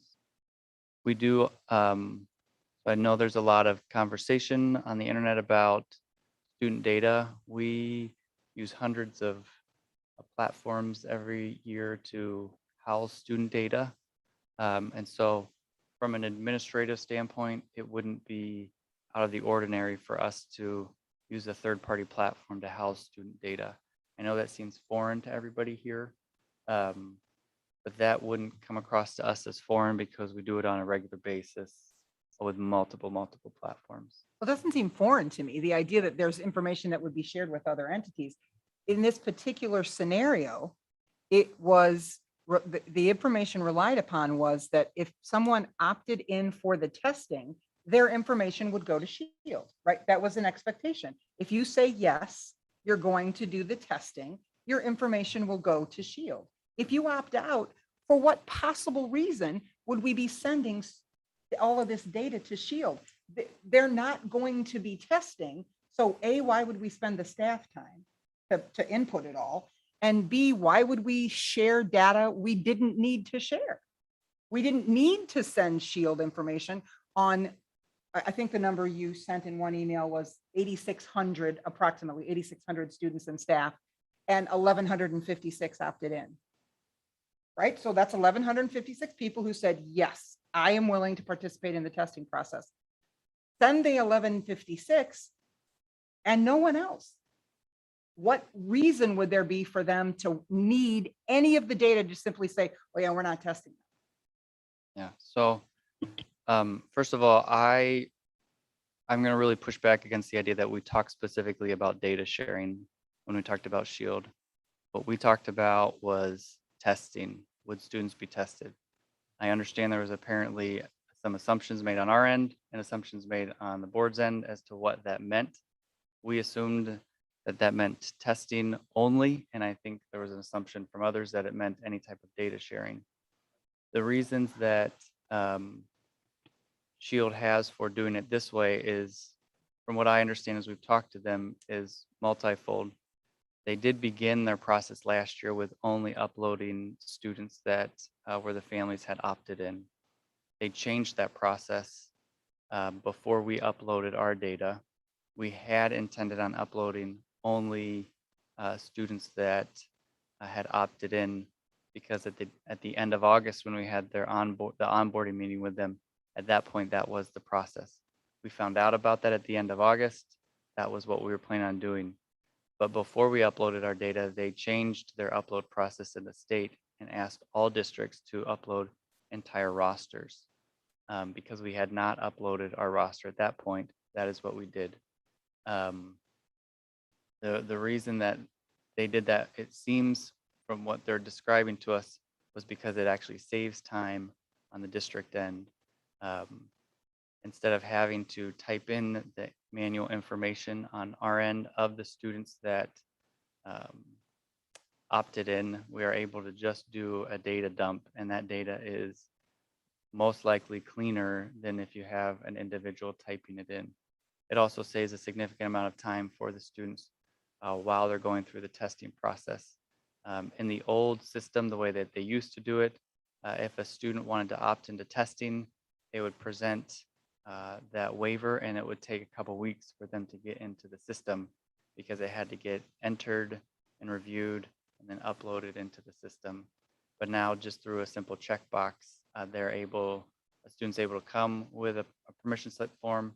The third-party support provider is able to match that consent form to what's in the database already and say, yes, this child is presenting. And I think the final reason when we talk to Shield about why they've moved in this direction was because in the situation or case of some type of outbreak, there are likely scenarios where all students may be required to test. And if that is the situation, or if the governor comes down with some type of mandate for state testing, as the support provider and a public health emergency, they're able to respond quickly. Whether or not people agree with that or disagree with that, I'm not trying to argue for or against. I'm just explaining the reasons because that was the question. This is the reasons why Shield. It was not my understanding when they provided that direction that I could opt out of and just say, nope, I would just like to upload the students that had opted in. When they changed it, they said, hey, if you've already uploaded, we'll work with you to upload the rest of your students. If you haven't uploaded, please upload all of your students. If the district isn't, if the board is not in agreement and you're not comfortable with that, then we can proceed forward. I'm just trying to explain how we got into the situation where we're at. If we thought that we were only going to upload the partial, which is what you said, you were under the impression we would only be uploading the partial, those people who were going to be opting in for the testing, and then that changed, then I think it's fair to say that that change should have been explained to the board that voted to approve the plan that authorized the use of Shield in the first place. So that didn't And- change. That didn't change from the time that we made the initial proposal. But it though. changed from the time that we voted, because you indicated that you No, didn't know until the end of August What the that what the they were initial going to plan be was. partially uploaded. Yeah, and you asked us to do it before we knew whether or not it was the upload was partial or full. We asked you to do what? You asked us. You gave us the thumbs up on moving forward with Shield before we knew if the upload was partial or full. But we knew it was partial. No, you knew that testing was only going to happen with students. Okay, that I think we opted just in. disagree on that, but that's Okay. fine. And there's no, I don't want to I argue think about we it. were pretty clear that we weren't for the program unless it was as minimalistic as possible, and only the people who opt in would be affected by it. I don't think that was a great.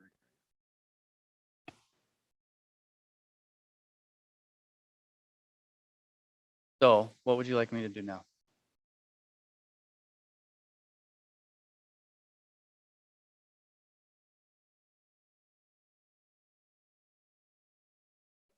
I mean, we're not Shoot. currently Yeah, ready to go with them. That we're not even Yeah, So up and running. ironically, the reason that this is an issue is because our upload is ready for us. And they offered last week around the same time that people recognized that their data had been merged with people that had previously signed a waiver at the private facility at Rockford University, or sorry, Rockford College. That is when they finished their preparation. So they told us last week on Wednesday that they could come this week, and we said, no, I'm not sure our community has a level of trust that's going to let you do that right now. So they could come in this week. There are some school districts that have used some different testing providers. We could look into that. That was our initial thought over the summer. That if we got to this point and the board wasn't comfortable with Shield, we could look at a third-party provider. I don't know what those are because we didn't end up looking into those. Do we have to offer testing at all? No. I mean, can we keep it for maybe for staff? Are we able to keep Shield specifically and only for staff? Yeah, we could do Shield specifically for staff. The hurdle without doing any type of testing is for the health department to execute a early return on days 1, 3, or 5. They want us to do, they need some type of system-wide testing. So Shield is the entity that does this for school districts. We could try to find another entity that would do that. So other districts that are using Shield right now, that are actually in the testing phase.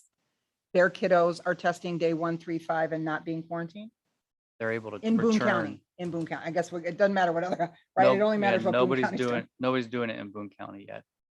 So what assurances do we have from the Boone County Health Department that they're 100%, pen to paper on board if we move forward, they're going to sign off on allowing the testing to be an acceptable form of mitigation? My impression was that that was one of many factors that they would consider. And so it wasn't if you do testing, then we'll let you. And it was, you can't even think about it until you went to some of these meetings. Right, so I was in a couple of meetings with Boone County Health Department with Dr. Weisman. And the test to stay is what they call it, the testing on 137. 135. 1357. It's a hierarchy of testing in regards to like quarantining versus testing. And that test to stay is like the highest hierarchy that you can get to. And I don't want to speak for Amanda Mel, who is the director of the Boone County Health Department. But in discussions with her, I don't think she's going to feel comfortable to do the test to stay for quite some time. That's my impression. You have to have protocols for a 14-day quarantine. You have to have protocols for a 10-day return. You have to have protocols for a 7-day early return. And then you go to test to stay. So we haven't even gotten to, we're not even, I don't know if we're consistently doing 10-day early return. And then we would have to go to 7-day early return before we could get to test to stay. As well, Shield is only allowing one test for like one testing time per week right now. So the ability for them, since they're testing everybody in the entire state, I think their ability to do test to stay is probably hindered by the number of schools that they're providing services for. Able to be here to provide, and they could maybe go somewhere, but Shield wouldn't be on site for us to do tests 1, 3, 5, and 7. Correct.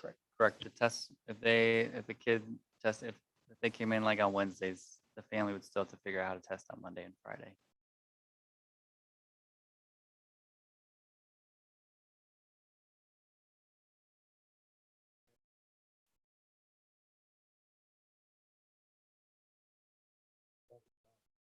You said we were only about 2,300 into the upload. Mhm. So That's that, when we told them to pause, so we could ask them to just remove that information from their system.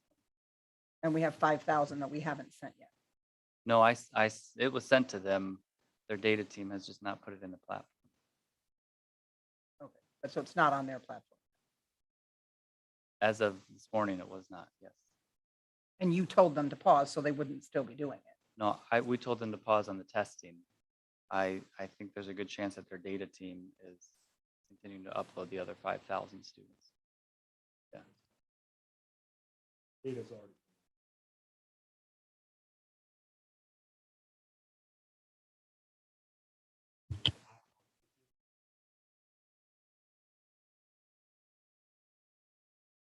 They were doing it. Stealthing. Think what happened. I think I agree. That is what you thought. I mean, Yes, I I think that's agree. I think that's tough because you gotta remember, I had about a lot of things anyway. For whatever reason, that was a big deal for us. I don't remember. Somebody said.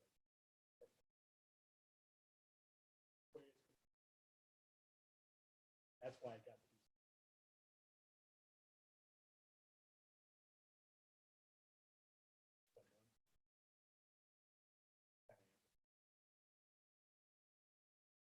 Why, if we knew they only had 2,000, and we did not tell them to pause voting the rest?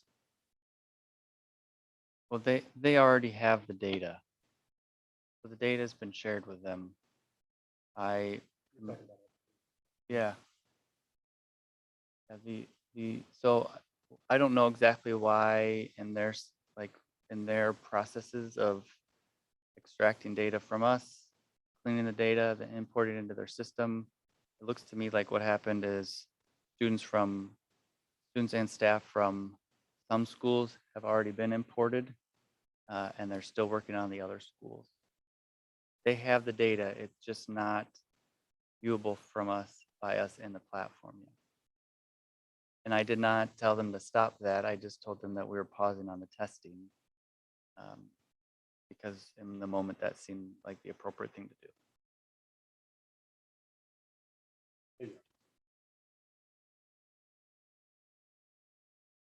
Roughly. We're gonna-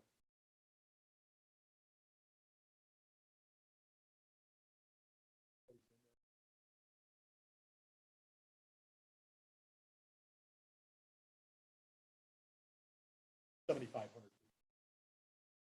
Right. There'd be 8,700. But only 75 would never. Yep. Like if you had a grade book. Yeah. Yep. That's how it is. So if I could give an example of why this works best for a medical record, the students are in there in their platform. Once they consent to testing, we are only then able to test them because it won't even print out a testing label for them to put on the test tube. Once the test tube is then turned back in and the result pops up, it creates a medical record for them.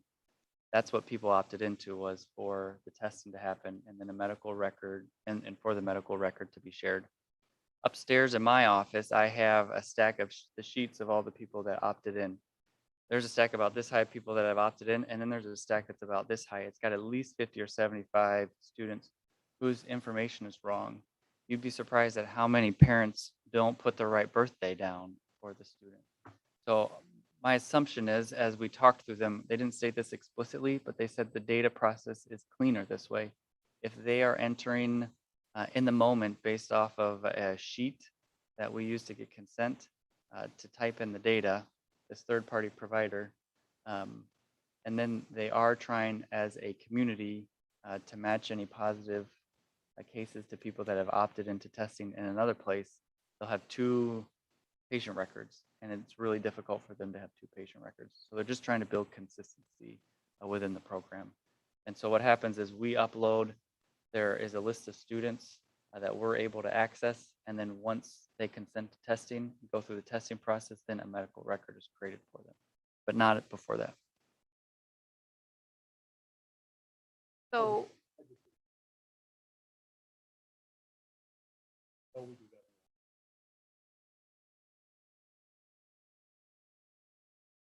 that. Parents used to. Mm-hmm. Problem is.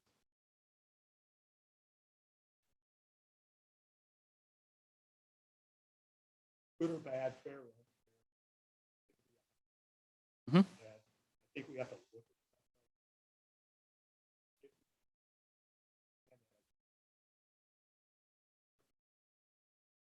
audience. And we don't know. Mhm. Us in educational, two things that the common person look at it quite differently. I talk to people, typically would be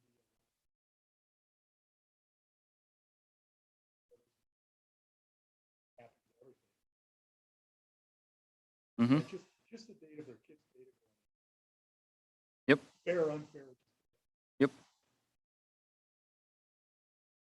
regards to the information that was released, what information is released? I know that we can read this directory information. We gave them first and last name, birthday, contact information, which includes street address, phone number, email address of parent, and ethnicity. Ethnicity. Right. So I'm not releasing that information to the public. So I can release directory information to the public. We would not consider this information that's being released to the public. We share more than directory information with our vendors like Mr. Zicker was describing. Find that directory. We do have directory information defined. Yep. Yep. So that is the information that we're able to disclose publicly. So any Joe off the street can call in and say, hey, or PTO could ask for a directory of people in the school, for example.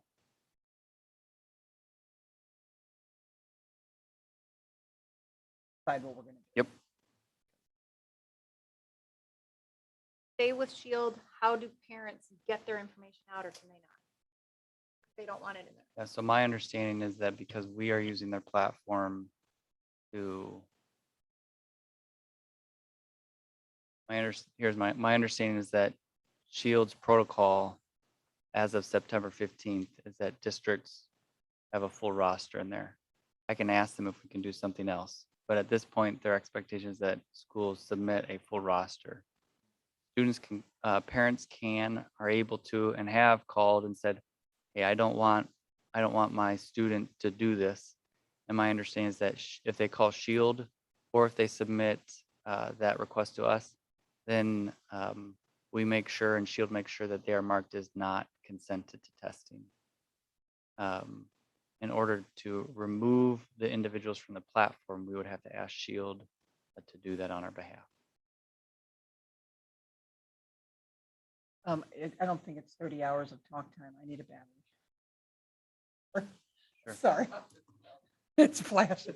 Wasn't that the rule? If I it would was say flashing? if we can't use this potentially, from what you're saying with her meeting with them, Allison, test out option, and they're not doing it yet, then I don't see the point in continuing. I don't want to, like I said, I don't want to speak for her, but in the conversations, there's a hierarchy. We haven't made it to the 3rd step hierarchy yet. And the 4th step hierarchy is the test to stay. You also have to have in place, if I can remember correctly, you also have to have in place what that early release looks like, but then also what the community transmission is. And the community transmission has to be either low or I think possibly moderate, and we're still at high. So unless the community transmission comes down significantly, it's not an option. Yeah. Get our data back. Is that what you're saying? They have it. Yeah, I mean, it's like if I email you a file, I can ask you to delete it. But I could ask them to delete it and then get a letter from them saying we've removed it from our servers. So we just have to decide what we're going to do. So that's what we do now, right? I would say take it out. So everyone's going to get it, but that doesn't, and if we don't, you'll never hear me talk about it again, because it's the purpose is consensus. Whatever is the consensus, then that's that, right? That's the decision that's made by the majority, and whatever it is, but my thumbs down. I don't think we can call it a vote. I would be a thumbs down.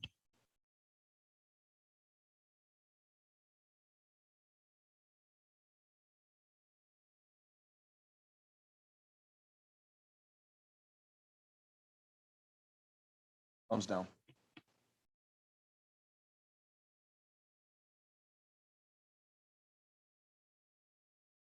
So what would we use to provide the free testing to our staff teachers then? Could we use them just for that purpose you said? We could just use Shield for staff. That's an option. And we could ask them to remove student data from the system. We are providing right now testing on Tuesday late afternoons to staff, just using the Binax now, the nose swabs. About half of our non-vaccinated staff get tested here, maybe a little less than half, and about half of them, maybe a little bit more than half, go out and get tested just on their own. There are some free facilities here in the area to do that. Does that answer your question? Yeah, so as long as we could still provide free testing to our staff,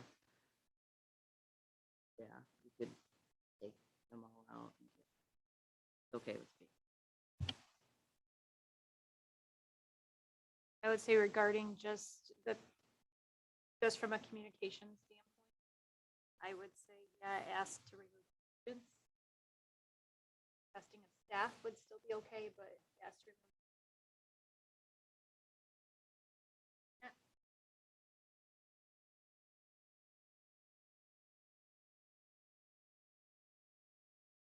Okay, so we are asking them to remove the student data from their databases and just upload staff.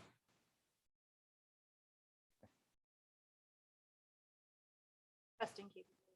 I'll just- Can you tell me what you mean by that? Meaning that if they're going to remove all the student data that's tested through. Correct, yes.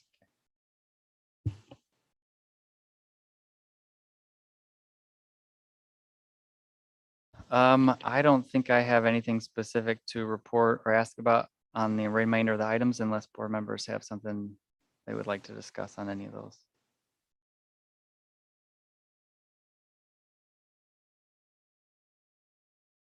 Okay, thank you very much.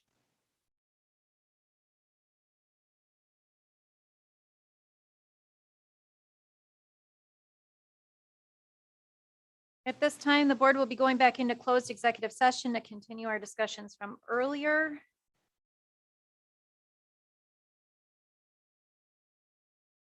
There will be action to follow. Do I have a motion to go into closed executive session regarding section 2, heading C, exception sub number 1 of the Open Meetings Act to discuss the appointment, employment, compensation, discipline, performance, or dismissal of specific employees of the public body?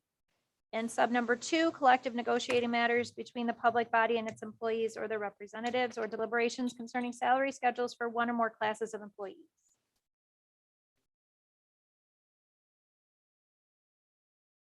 Member Herrera made a motion and member Zickert seconded the motion to go into executive session. Roll call, please. Mr. Herrera. Mr. Zickert. Mr. Booker. Mrs. Hauk. Aye. Mrs. Whitcomb. Aye. Mrs. Reed Nemick. Aye. Break. Bathroom break.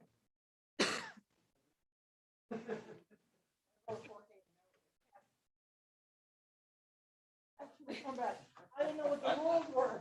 I'm like, leave or out?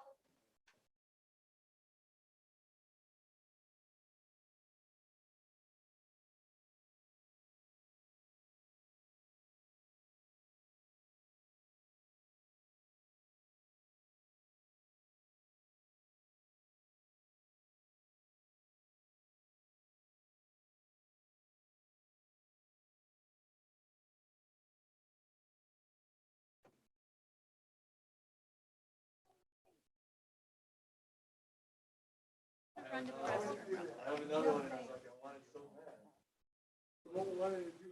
I was just, I'll be up till 3 in the morning.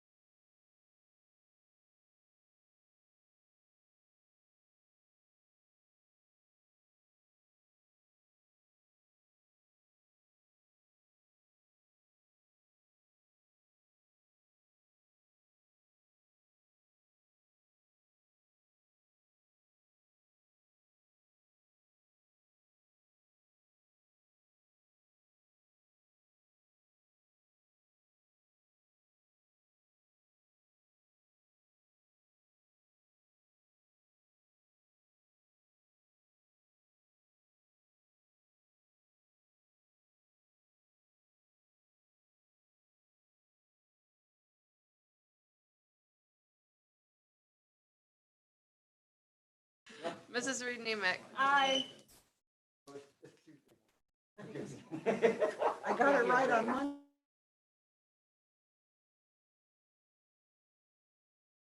Out of closed executive session, roll call, please. Mr. Booker. Mr. Herrera. Mrs. Hauk. Ms. Mayville. Mrs. Reed Nemick. Here. Mrs. Whitcomb. Here. Mr. Zickert. Here. Do I have a motion to approve a revision to Michelle Eklund's administrator contract from a 10-month, 211-day contract to a 9-month, 180-day contract for the 21-22? So moved. Member Whitcomb made the motion to approve a revision of Michelle Eklund's administrator contract from a 10-month, 211-day contract to a 9-month, 180-day contract for the 21-22 year, and Mrs. Hauk seconded. Discussion? Roll call, please. Mrs. Whitcomb. Aye. Mrs. Hauk. Mr. Booker. Mr. Herrera. Mr. Zickert. Aye. Mrs. Reed Nemick. Aye.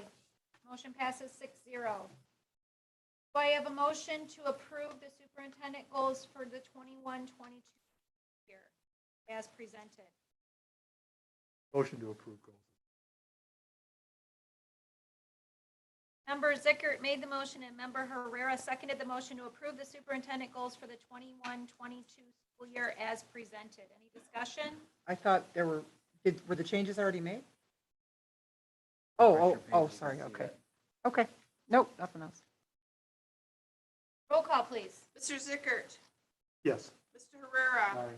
Ms. Hauk. Mrs. Whitcomb. Aye. Mr. Booker. Mrs. Reed Nemick. Aye.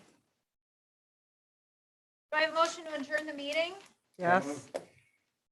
Member Whitcomb made the motion and Member Herrera seconded the motion. All those in favor say aye. Aye.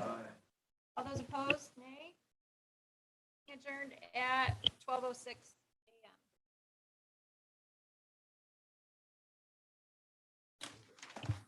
I'm I blinking too. signed everything that you did, right? Okay.